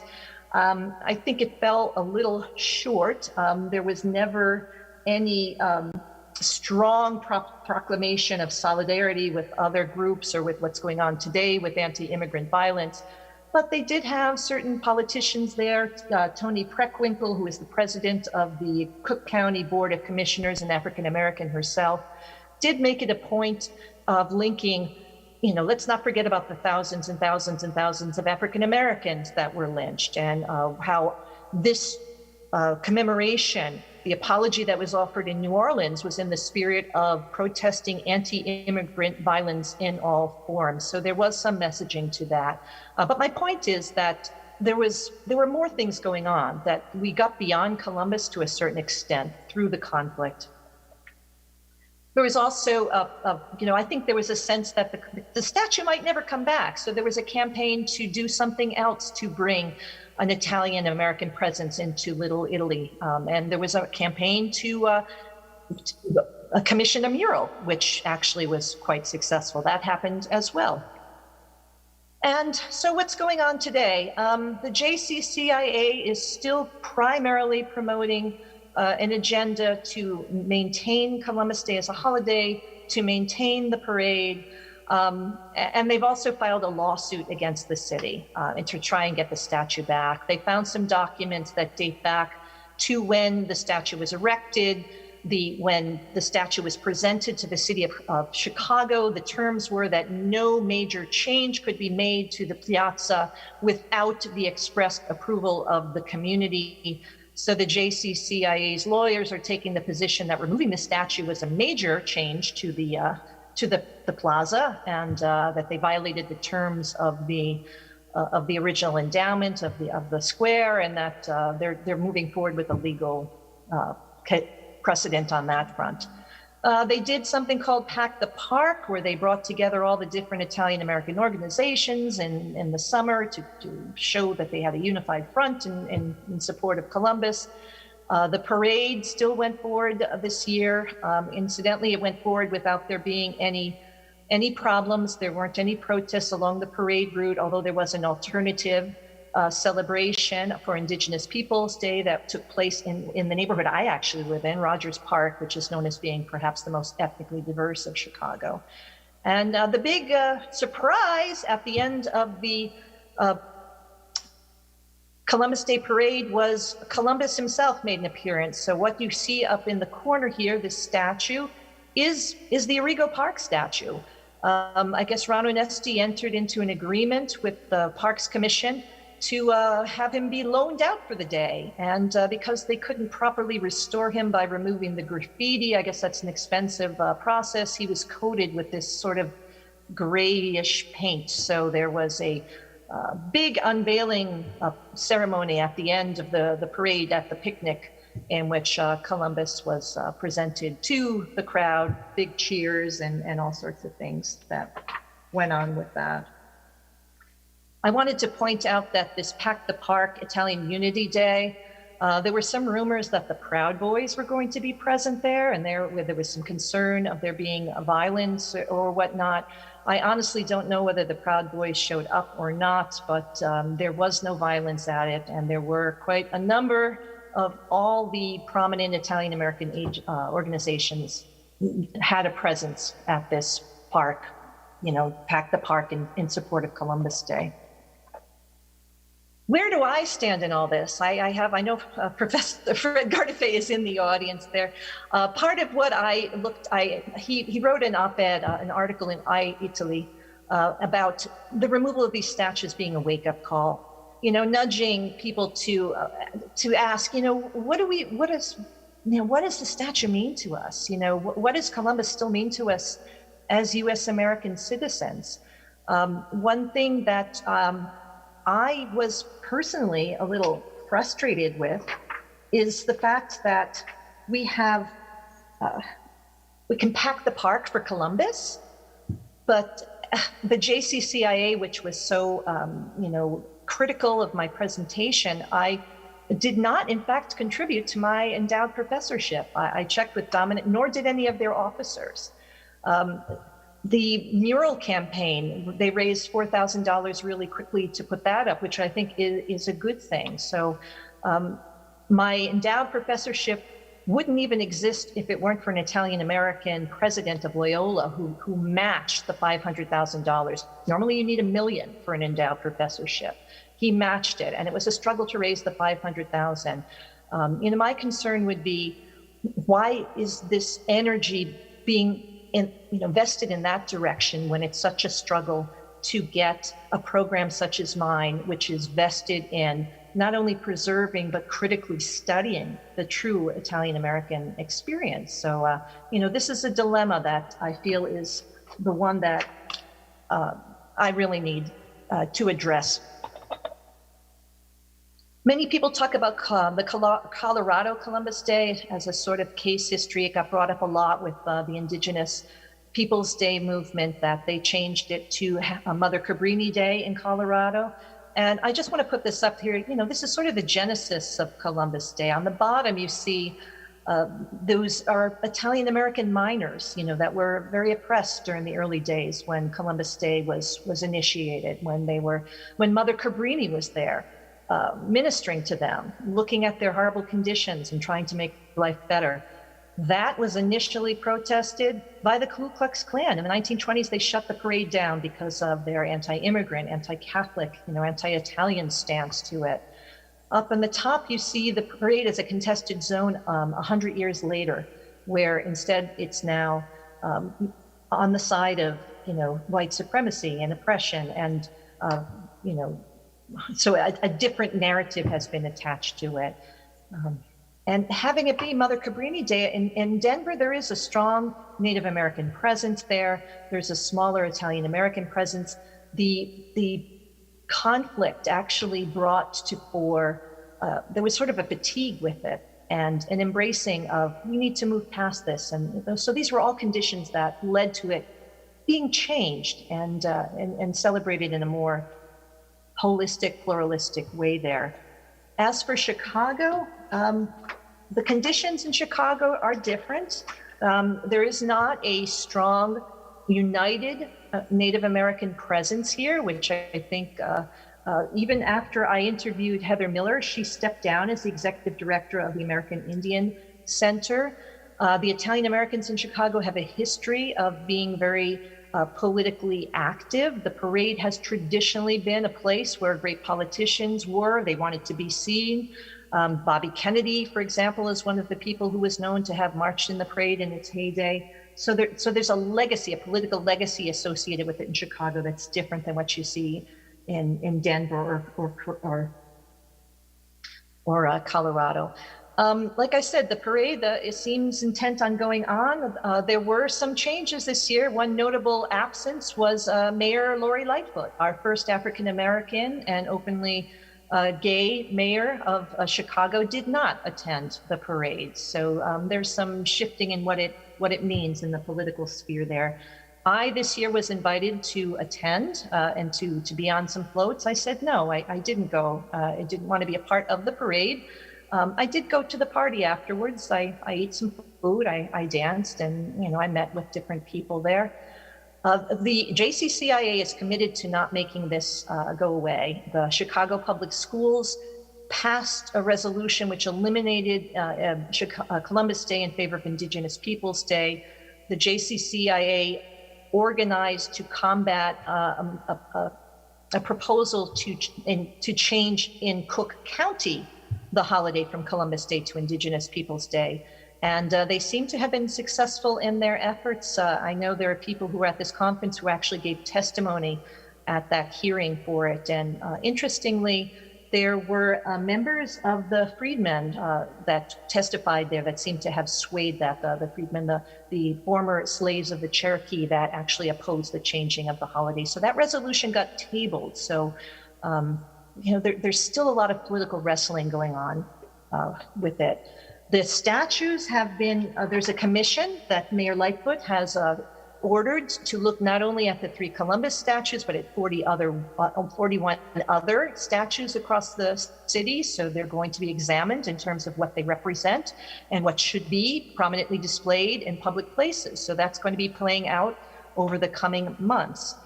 And for me, some final thoughts as I've weathered this storm. I have some concluding comments here.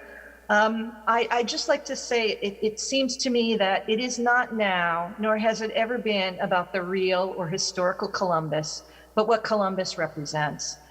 Scholars like Connell and Candeloro might say things like, I think we have to be very careful about applying 20th century understandings of morality to the morality of the 15th century. I think that is very true. But from my perspective, as an endowed professor of Italian American studies, I can cite Samuel Morrison, Bartolomeo de las Casas, or anyone else till I'm blue in the face, and I don't think it's going to matter one way or the other.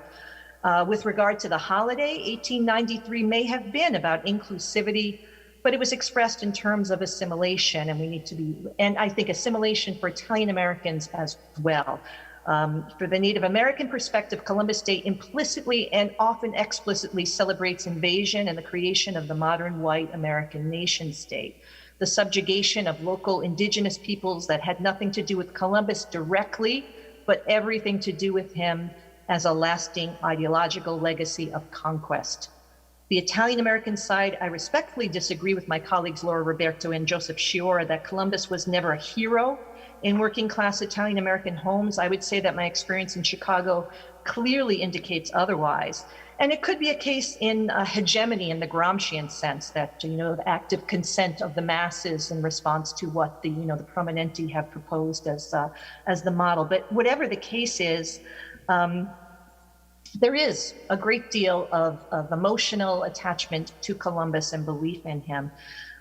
Native American scholar Glenn Morris suggests that as a white group that was often excluded on racial grounds in the past, Italian Americans have utilized Columbus and their parades to seek inclusion into the historical narrative of the U.S. And in doing so, the price for being defined American included buying into the underlying persistence of oppression of Native peoples. The cost of admission was, as scholar Jennifer Guglielmo suggests, quote, learning to demonize and to reject. While I did encounter some expressions of overt racism among my many times at the Origo Park and interacting with different people in the Italian American community, I really think that is more of the minority. Many more had more of this emotional and nostalgic connection to the holiday. While they do not appear to be consciously celebrating racism, it could be argued that they are uncritical of the dominant narrative that is laced in its coded meanings. The irony and difficulty for me is that the people who seem to most embrace their Italian heritage, especially among my donor base, tend also to embrace Columbus.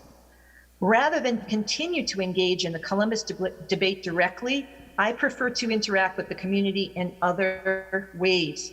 I want to meet people where they're at and to create courses and programs that promote thought and reflection.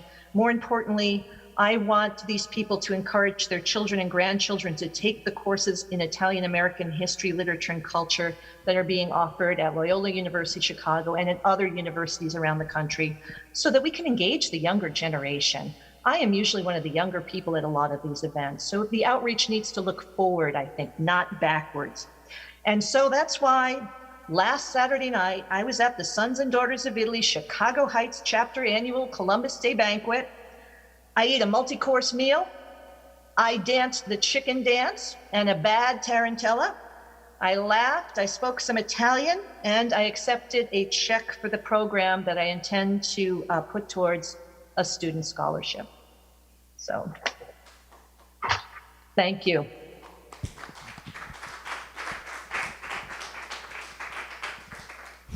Thank you, Carla. I don't know if there is some question.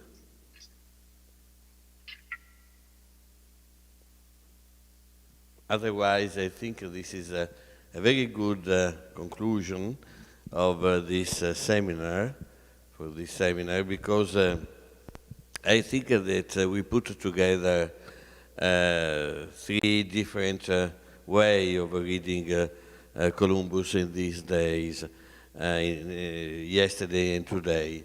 There is the very refined post-colonial way of reading Columbus, and we had a very good example yesterday.